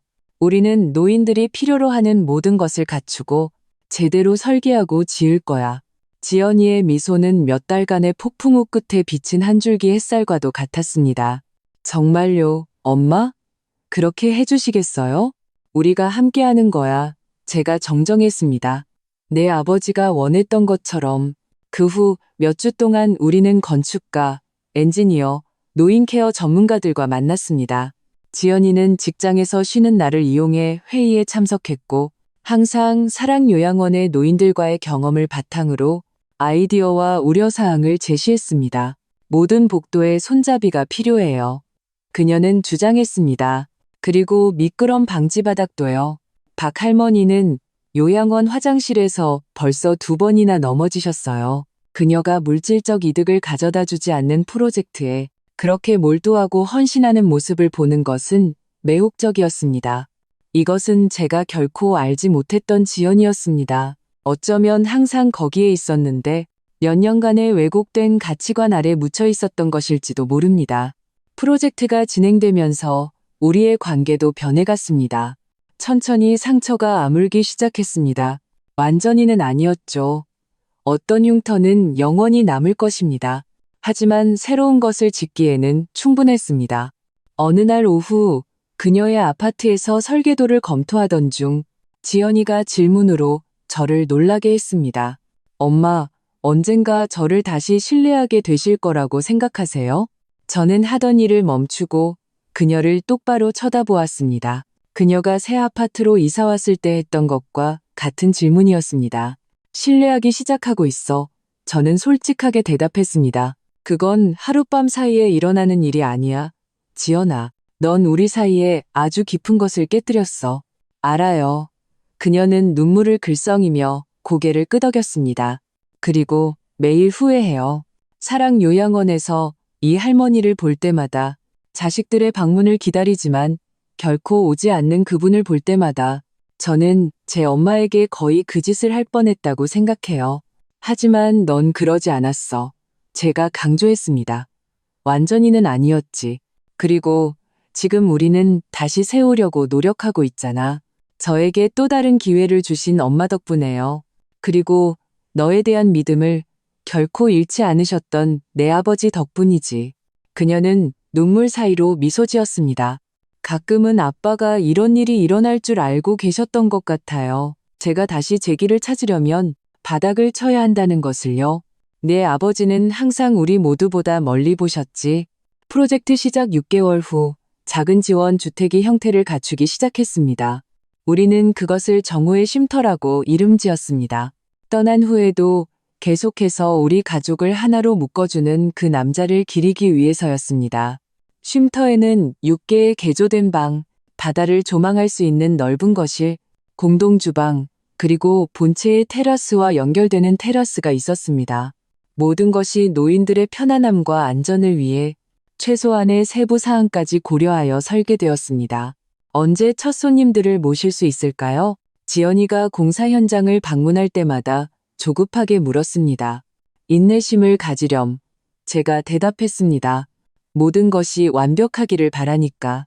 쉼터가 지어지는 동안 지연이는 개인적인 변화를 계속했습니다. 클리닉에서 승진하여 더 나은 월급을 받는 행정직을 맡게 되었습니다. 자원봉사를 계속했고 이제는 시력 문제가 있는 노인들을 위한 독서 프로그램을 조정하고 있었습니다.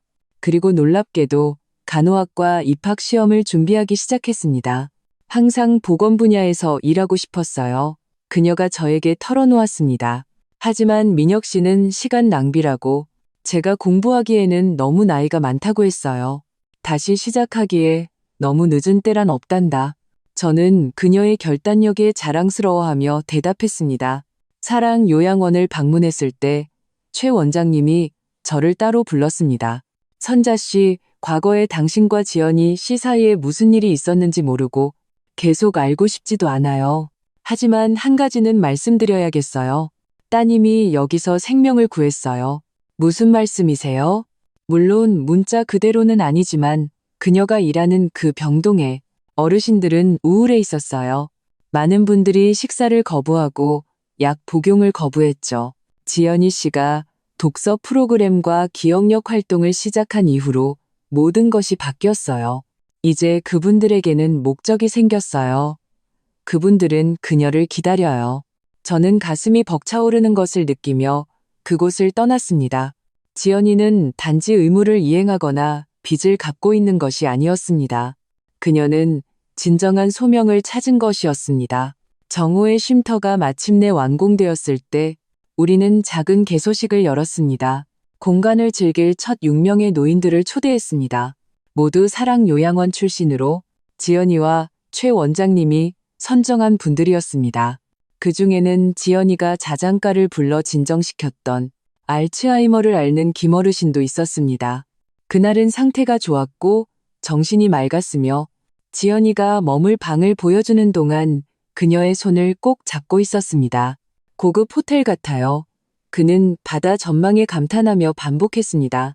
발코니에서 그 장면을 지켜보며 저는 옆에 누군가의 존재를 느꼈습니다. 초자연적인 것은 아니었습니다. 단지 정호가 어떤 식으로든 거기에 있어 우리에게 준 마지막 선물의 결과를 목격하고 있다는 강한 느낌이었습니다.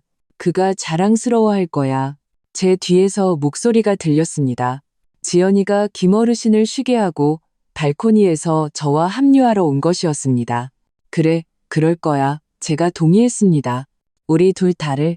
그녀는 망설이며 다가오더니 저를 껴안았습니다. 아직 말하기 어려운 모든 단어들로 가득 찬 강하고 진심 어린 포옹이었습니다. 고마워요, 엄마. 저를 포기하지 않아주셔서. 가족은 포기하지 않는단다, 지연아. 아플 때조차도.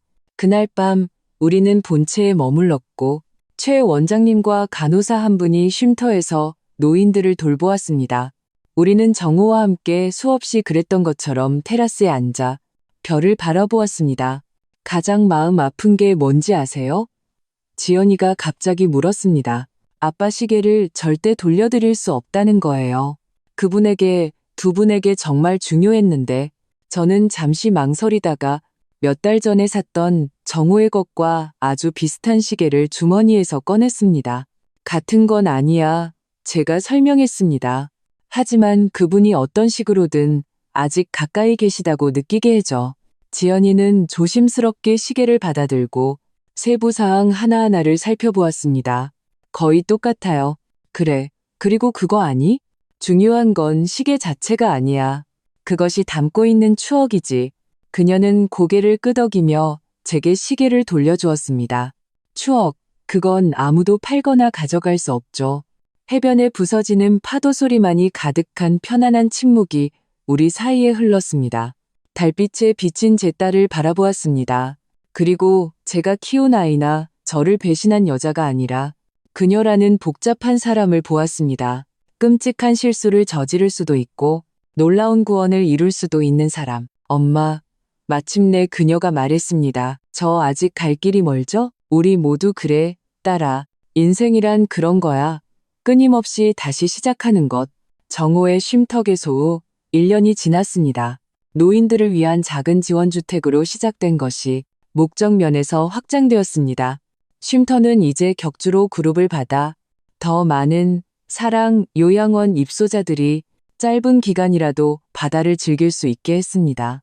지연이는 프로젝트 조정을 맡아 그 자원봉사와 클리닉에서의 일, 그리고 시작한 간호학 공부의 균형을 맞추었습니다. 쉽지 않았고 종종 책 위에서 잠든 지친 그녀를 발견하곤 했습니다. 하지만 돈으로는 결코 살 수 없는 만족감이 그녀의 눈에 있었습니다. 저 또한 새로운 목적을 찾았습니다. 윤 변호사는 정호가 남긴 자원의 일부를 사용하여 저소득층 노인 지원에 초점을 맞춘 작은 재단을 만들자고 저를 설득했습니다. 박정호 기금은 의료 치료, 집을 더 안전하게 만들기 위한 개조, 그리고 심지어 60년 만에 고향인 강원도 산골을 다시 방문하는 92세 이 할머니의 여행과 같은 작은 꿈들도 지원했습니다. 어느 일요일 아침 강릉 별장 발코니에서 커피를 마시던 중 지연이가 제게 봉투를 건넸습니다. 이게 뭐니? 제가 궁금해서 물었습니다. 열어보세요. 안에는 일정 금액이 적힌 수표와 손으로 쓴 편지가 있었습니다. 저는 혼란스러워하며 그녀를 바라보았습니다. 첫 번째 상환금이에요. 그녀가 설명했습니다. 제가 약속했던 배상을 위한 거예요. 편지에는 그녀가 어떻게 강릉별장과 정호의 시계 가치를 계산했는지, 그리고 앞으로 몇 년 동안 매달 할부로 모든 것을 갚을 계획인지 상세히 설명되어 있었습니다. 이것이 첫 번째 상환금이었습니다. 철저한 저축과 직장에서 받은 보너스의 결과물이었습니다. 지연아, 이럴 필요 없어. 필요해요. 엄마, 저를 위해서요. 이건 돈에 관한 게 아니에요. 제 말을 지키고 제가 한 일을 바로잡는 것에 관한 거예요. 저는 수표를 오랫동안 바라보았습니다. 이걸로 뭘 하길 바라니? 그녀는 어깨를 으쓱했습니다. 엄마 거예요. 원하시는 대로 쓰세요. 아이디어가 떠올랐습니다. 이걸 쉼터를 위해 쓰면 어떨까? 우리가 계획하던 해변으로 가는 경사로를 만드는데 말이야. 그녀의 눈이 빛났습니다. 완벽해요. 그 단순한 거래는 너무나 많은 것을 의미했습니다. 단지 돈이 오가는 것이 아니었습니다. 신뢰가 재건되고 약속이 지켜지고 상처가 아물고 있었습니다. 그날 오후 우리는 예상치 못한 방문객을 맞았습니다. 차가 집 입구에 멈췄고 그곳에서 우리가 1년 이상 보지 못했던 인물이 내렸습니다. 민혁 씨였습니다. 그는 달라져 있었습니다. 더 마르고 면도하지 않은 수염에 항상 과시하던 비싼 정장 대신 단순한 옷을 입고 있었습니다. 그는 입구에서 망설였고 분명히 불편해 보였습니다. 정원에 있던 지연이가 그를 먼저 보았습니다. 그녀의 표정은 즉시 바뀌었습니다. 제가 예상했던 분노나 원망이 아니라 조심스러운 호기심이었습니다. 민혁 씨, 여기서 뭐 해요? 그는 몇 걸음 망설이며 다가왔습니다. 너랑 할 얘기가 있어. 중요해. 지연이가 저를 쳐다보았고 저는 발코니에서 지켜보고 있었습니다. 뒷마당 테라스를 쓰자 그녀가 그에게 제안했습니다. 저는 거실에 머물며 엿듣지 않으려고 노력했지만 그 방문이 지연이에게 미칠 영향이 걱정되었습니다. 그녀가 이룬 모든 것 후에 그녀에게 가장 필요 없는 것은 민혁 씨가 다시 나타나 그녀를 불안정하게 만드는 것이었습니다. 대화는 거의 1시간 동안 이어졌습니다. 그들이 돌아왔을 때 민혁 씨는 감정적으로 영향을 받은 듯했고 지연이는 놀랍게도 평온했습니다. 민혁 씨가 작별 인사하러 왔어요. 그녀가 설명했습니다. 포르투갈로 이사 간대요. 리스본에 있는 관광회사에서 일자리를 구했대요. 민혁 씨는 제게 정중하게 인사했지만 제 눈을 마주치지 못했습니다. 장모님, 저희가 한 일에 대해 사과드리고 싶었습니다. 충분하지 않다는 거 알지만, 그래, 충분하지 않지. 제가 평정을 유지하며 동의했습니다. 하지만 시작이구나. 다른 이유로도 왔습니다. 그가 계속해서 말하며 주머니에서 작은 꾸러미를 꺼냈습니다. 이걸 되찾았어요. 떨리는 손으로 꾸러미를 열었습니다. 정호의 시계였습니다. 사용으로 닳고 유리가 약간 긁혔지만 분명히 제 남편이 수십 년 동안 찾던 그 시계였습니다. 어떻게 제가 중얼거릴 수 있었던 전부였습니다. 그걸 샀던 미국인이 제가 리스본에서 묵던 같은 호텔에 묵고 있었어요. 믿을 수 없는 우연이었죠. 그걸 알아보고 다시 사겠다고 제안했어요. 처음에는 거절했지만 제가 사연을 설명하고 감정적인 가치를 결국에는 동의했어요. 저는 시계를 바라보며 손에서 익숙한 무게를 느꼈습니다. 마치 정호의 한 조각을 돌려받은 것 같았습니다. 고맙다. 저는 진심으로 말했습니다. 제가 할 수 있는 최소한의 일이었습니다. 민혁 씨는 진심으로 부끄러워하며 대답했습니다. 그럼 저는 가봐야겠습니다. 내일 아침 일찍 비행기라서요. 지연이는 그를 차까지 배웅했습니다. 그들이 좀 더 이야기하는 것을 보았고, 그러다 놀랍게도 그가 떠나기 전에 짧은 포옹을 했습니다. 그녀가 돌아왔을 때 그녀의 눈은 눈물이 글썽였지만 표정은 평온했습니다. 괜찮니? 제가 걱정하며 물었습니다. 네. 그녀는 확신에 차서 단언했습니다. 마치 한 장을 넘기는 것 같아요. 민혁 씨가 달라졌어요. 삼촌과의 사업은 완전히 실패했고 모든 걸 잃고 처음부터 다시 시작해야 했대요. 그게 그 사람이 많은 것을 다시 생각하게 만든 것 같아요. 사람은 변할 수 있지. 제가 그녀를 의미심장하게 바라보며 말했습니다. 네, 변할 수 있어요. 그녀가 미소 지었습니다. 어떤 사람들은 자기 안에 더 나은 것을 찾기 위해 모든 것을 잃어야 하나 봐요. 그날 밤 저는 정호의 시계를 침대 옆 탁자 제자리에 다시 놓았습니다. 침대 가장자리에 앉아 그것을 오랫동안 바라보며 제 남편이 그것을 확인하던 모든 순간을 떠올렸습니다. 지연이가 태어났을 때, 우리 결혼기념일에 강릉 별장을 샀던 날, 우리가 함께 보낸 마지막 아침. 이제 다 괜찮아요, 여보. 제가 속삭였습니다. 우리 딸은 자신의 길을 찾았고, 저도 그래요. 그 후 몇 달 동안 우리의 삶은 조화로운 리듬을 찾았습니다. 저는 서울의 아파트와 강릉 별장을 오가며 시간을 보냈고 재단을 감독하고 쉼터 일을 도왔습니다. 지연이는 일, 공부, 자원봉사라는 세 가지 일을 계속했지만 이제는 목적과 의미를 말해주는 눈빛이 있었습니다. 정호의 쉼터는 지역에서 명성을 얻었습니다. 한 지역 신문이 우리 작업에 대한 기사를 썼고 어떻게 가족 프로젝트가 바다를 볼 기회가 거의 없었던 노인들을 위한 오아시스로 변모했는지를 강조했습니다. 그 소식은 가시성을 가져왔고 그와 함께 기부금과 자원봉사 제안이 들어왔습니다. 어느 날 오후 쉼터의 단골 입소자 중 한 분인 박 할머니의 생일 파티를 준비하던 중 지연이가 새로운 아이디어로 저를 놀라게 했습니다. 엄마, 생각해봤는데요. 만약 우리가 프로젝트를 확장한다면 어떨까요? 물리적으로가 아니라 개념적으로요. 무슨 뜻이니? 만약 우리가 노인과 아이들을 연결하는 프로그램을 만든다면요? 우리 어르신들 중 많은 분들이 손주들과 교류가 없으세요. 그리고 보육원에는 할머니, 할아버지가 없는 아이들이 너무 많고요. 우리가 일종의 상호 입양 같은 걸 만들 수 있을 거예요. 그 아이디어는 단순함 속에서 빛났습니다. 몇 주 만에 우리는 강릉의 한 아동 보육원과 연락을 취했고 시범 프로그램을 시작했습니다. 변화는 즉각적이고 심오했습니다. 거의 말을 하지 않던 노인들이 이제는 자신들의 가짜 손주들에게 활기차게 이야기를 들려주었습니다.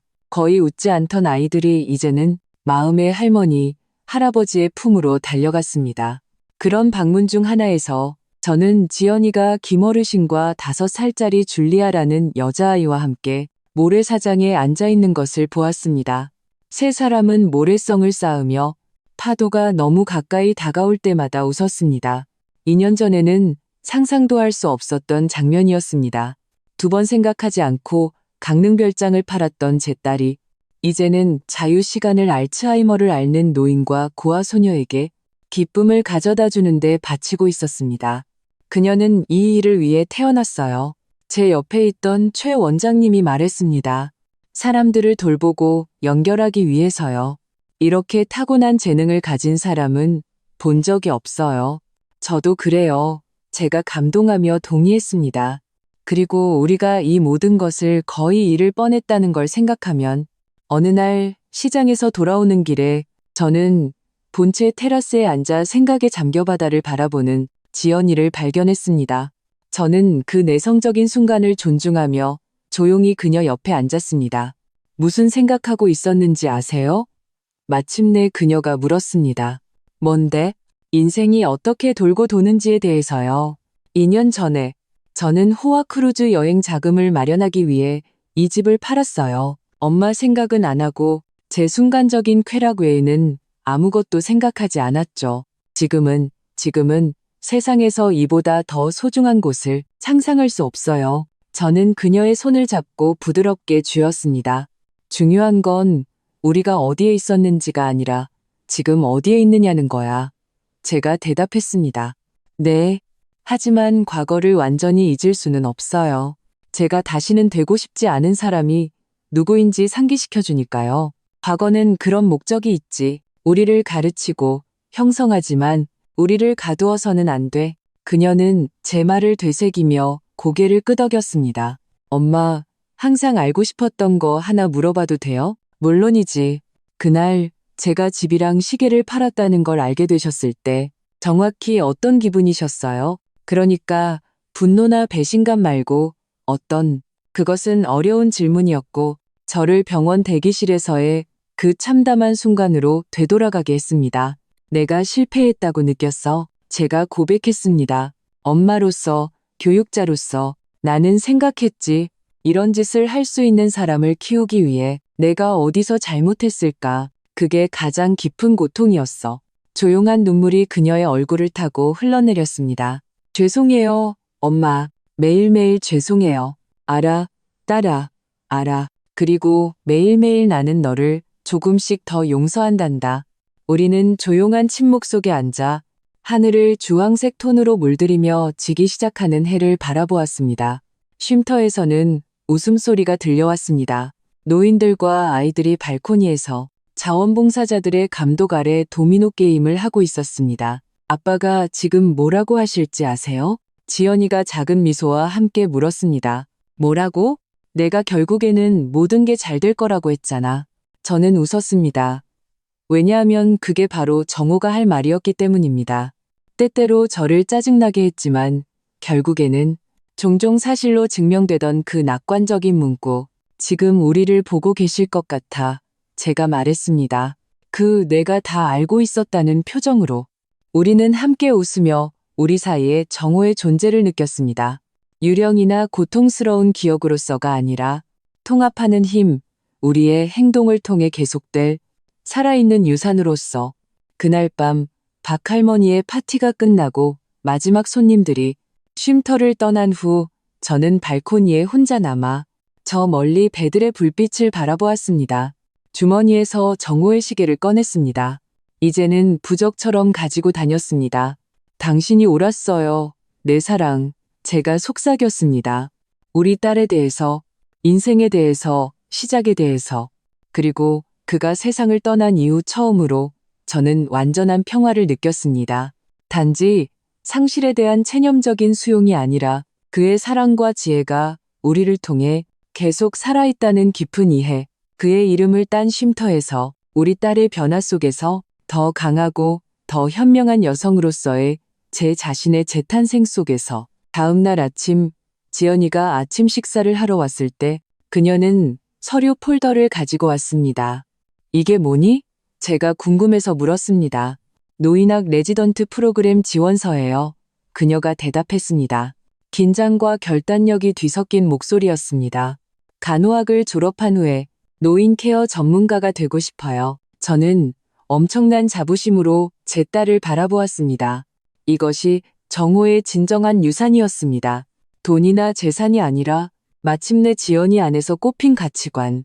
내 아버지가 정말 자랑스러워하실 거야. 제가 갈라진 목소리로 말했습니다. 알아요. 그녀가 미소 지었습니다. 그리고 엄마는요? 엄마도 자랑스러우세요? 상상 이상으로 시간은 언제나 그렇듯 흘러 사람과 상황을 변화시켰습니다. 지연이가 제게 노인학 레지던트 지원서를 보여주었. 그 아침 식사 이후 3년이 지났습니다. 오늘 74살의 저는 우리가 걸어온 길을 돌아보며 거의 알아보지 못합니다. 고통스러운 배신으로 시작된 것이 우리 삶뿐만 아니라 우리 주변 수십 명의 삶에 영향을 미친 구원의 여정으로 변모했습니다. 정호의 쉼터는 우리의 기대를 뛰어넘어 성장했습니다. 재단의 지원과 신문기사 이후 들어오기 시작한 기부금으로 우리는 이웃한 땅을 사들여 시설을 확장할 수 있었습니다. 이제 6개의 방 대신 12개의 방이 있었고 모두 노인 손님들의 특정 요구에 맞게 개조되었습니다. 노인과 아이들 간의 통합 프로그램은 전국의 다른 프로젝트들의 모델이 되었습니다. 우리는 사회복지사, 심리학자, 심지어 보건복지부 대표들의 방문을 받았습니다. 그들은 그렇게 단순한 계획이 어떻게 두 그룹의 삶의 질에 그렇게 깊은 결과를 낳을 수 있는지 이해하는데 관심이 있었습니다. 지연이는 우수한 성적으로 간호학을 졸업했고 그토록 갈망하던 노인학 레지던트 자리를 얻었습니다.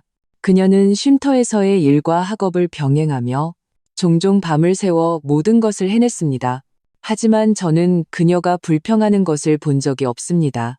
오히려 그녀는 자신이 찾은 목적에서 에너지를 얻는 것처럼 보였습니다. 민혁 씨에 대해서는 우리는 가끔 소식을 들었습니다. 그는 리스본에 정착하여 관광회사에서 일하고 있었습니다. 지연이에게 보내는 간간히 오는 이메일에 따르면 그는 소박하지만 정직한 삶을 살고 있었습니다. 포르투갈 여성을 만났고 약혼했습니다. 그 역시 자신만의 구원의 길을 찾은 듯했습니다. 어느 일요일 오후 모든 의학적 예상을 뒤엎고 쉼터에 다니기 시작한 후 상당히 호전된 김 어르신의 90세 생일 파티를 돕던 중 윤 변호사에게서 전화가 왔습니다. 김선자 여사님, 소식이 있습니다. 그가 제가 해독할 수 없는 억양으로 말했습니다. 박정호 선생님의 유언장에 관한 것입니다.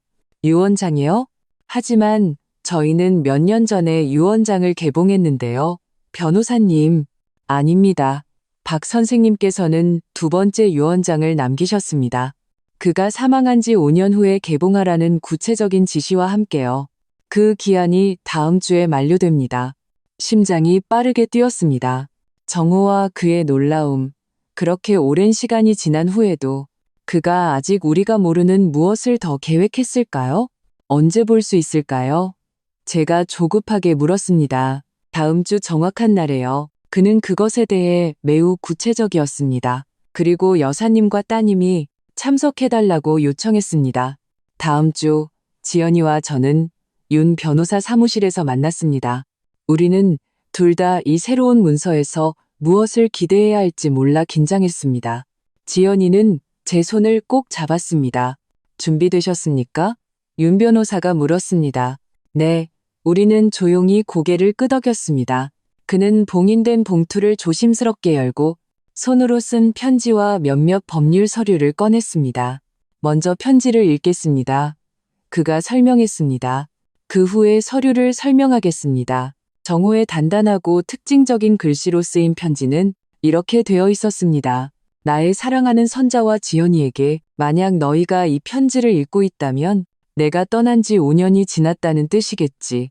그것은 또한 너희가 힘든 시간을 겪었고 어쩌면 내가 두려워했던 그 폭풍우를 겪었지만 결국 서로에게 돌아가는 길을 찾았다는 뜻이기도 할 거야. 수십 년간 은행 지점장으로 일하면서 나는 모든 가능한 시나리오에 대비해 계획하는 법을 배웠어.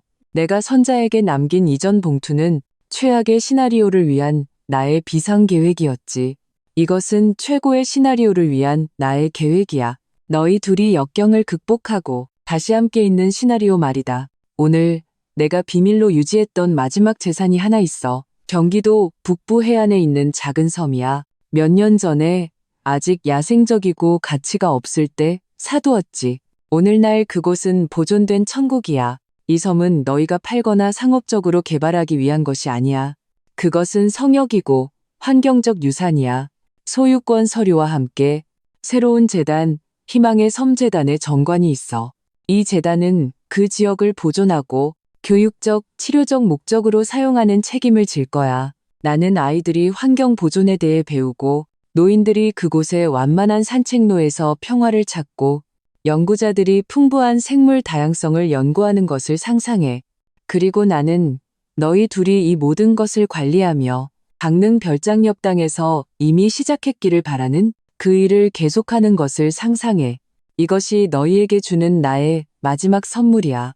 쓰여질 재산이 아니라 성취될 목적, 우리 가족뿐만 아니라 세상을 위한 유산, 영원한 사랑을 담아. 정호, 윤 변호사가 읽기를 마쳤을 때 지연이와 저는 울고 있었습니다. 그렇게 오랜 시간이 지난 후에도 정호는 그의 비전과 관대함, 우리의 잠재력에 대한 흔들리지 않는 믿음으로 여전히 우리를 놀라게 할 수 있었습니다. 더 있습니다. 윤 변호사가 계속해서 말하며 우리에게 서류를 보여주었습니다. 박 선생님께서는 섬의 초기 유지 보수와 프로젝트 실행을 위한 상당한 기금을 남기셨습니다. 그리고 재단이 어떻게 운영되기를 상상했는지에 대한 구체적인 세부 사항을 남기셨고요. 다음 몇 주 동안 지연이와 저는 처음으로 그 섬을 방문했습니다.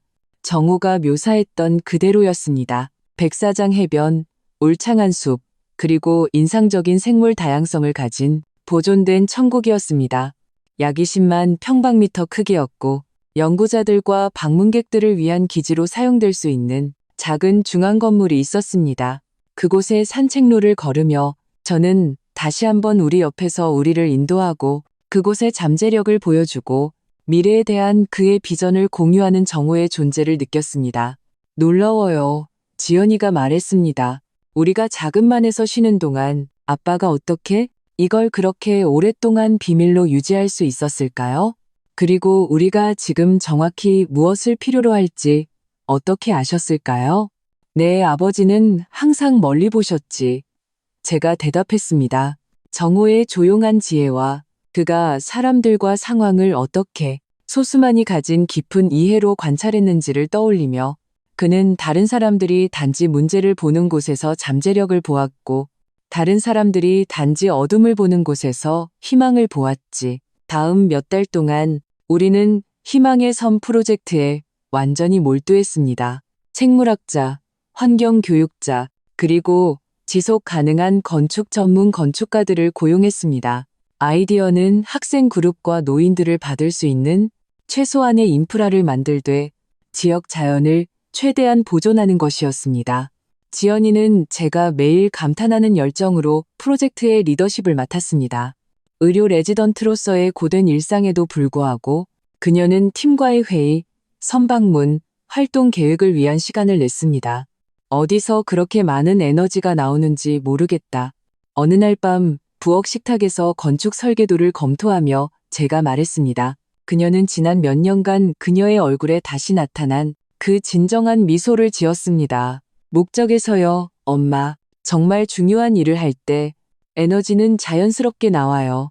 어느 날 오후 섬의 태양광 패널 설치를 감독하던 중 지연이가 저를 깊이 감동시킨 말을 했습니다. 있잖아요, 엄마. 그 모든 일이 일어난 게 정말 다행이라고 생각해요. 그 일, 도둑질, 배신, 모든 거. 만약 제가 인생 최악의 실수를 저지르지 않았다면 저는 제 진정한 길을 결코 찾지 못했을 거예요. 저는 그 지혜에 놀라며 그녀를 바라보았습니다. 정말 많이 변했구나, 딸아. 저를 포기할 모든 권리가 있었을 때 저를 포기하지 않으신 엄마 덕분에요.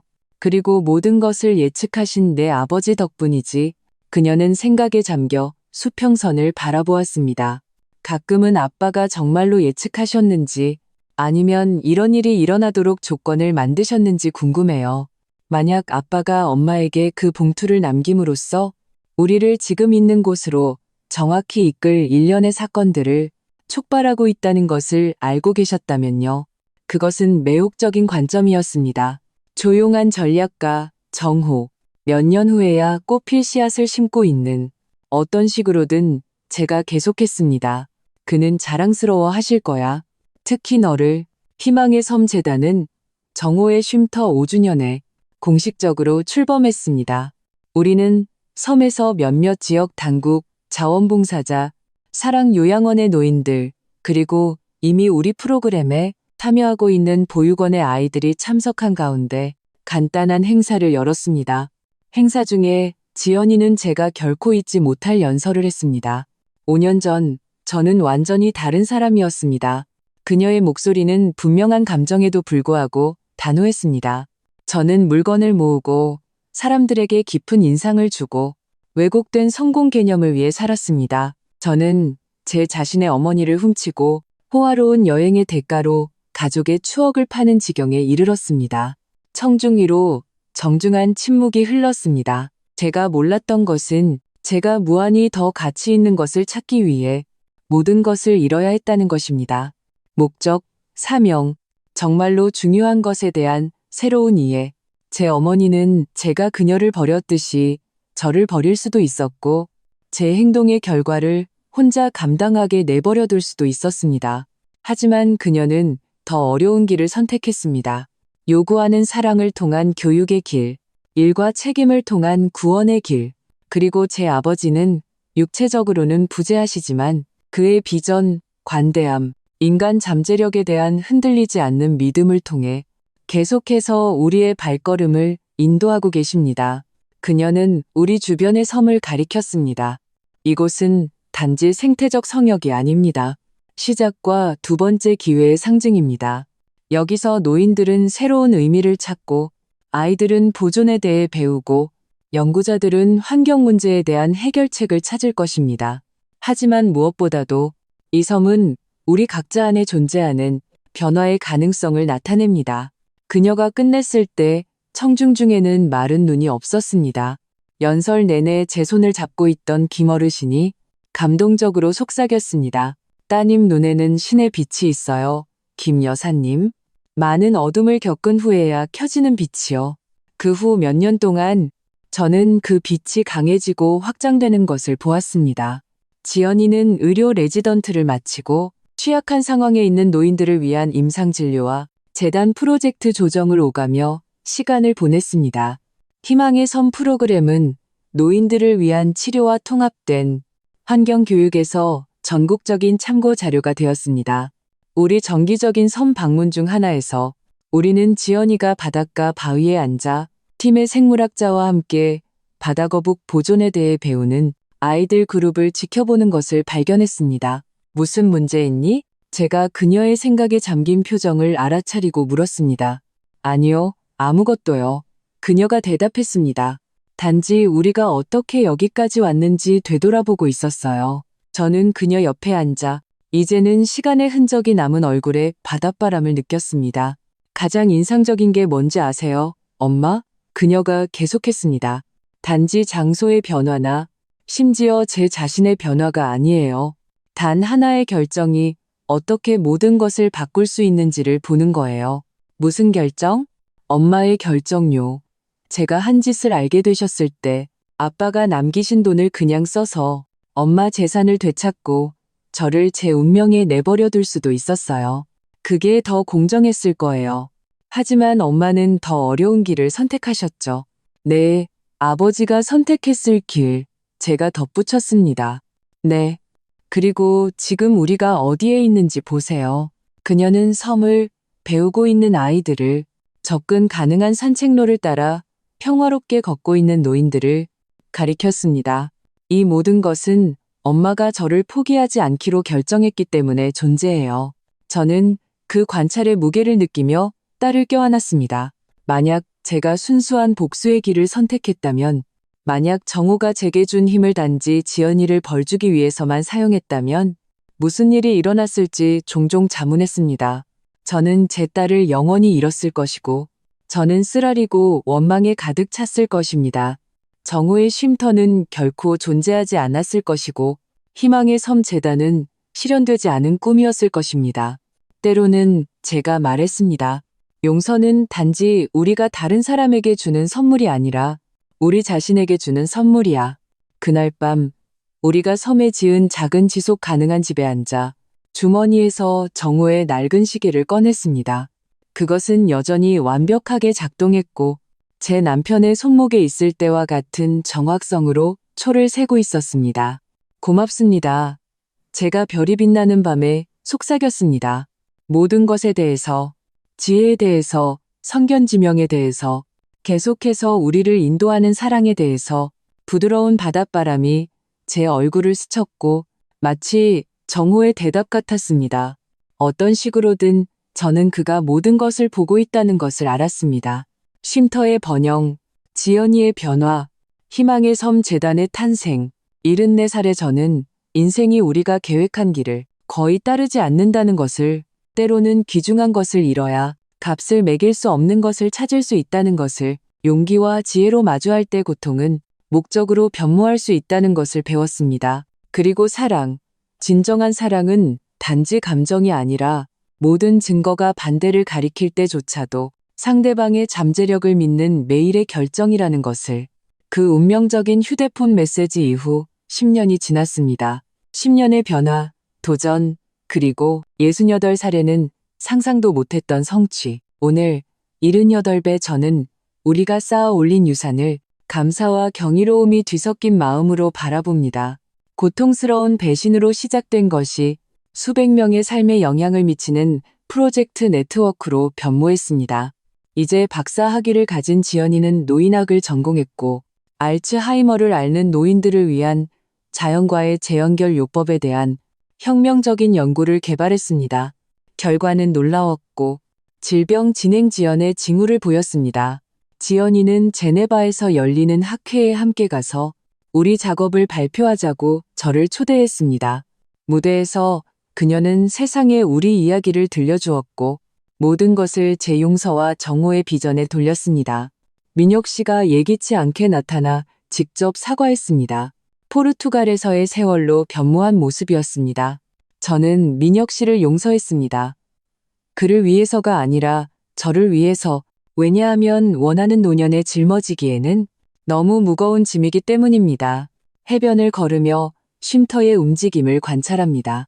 아이들이 노인들과 놀고 연구자들이 가르치고 자원봉사자들이 봉사하는 모습. 저는 모든 것이 휴대폰의 그 참담한 메시지로 어떻게 시작되었는지 생각합니다.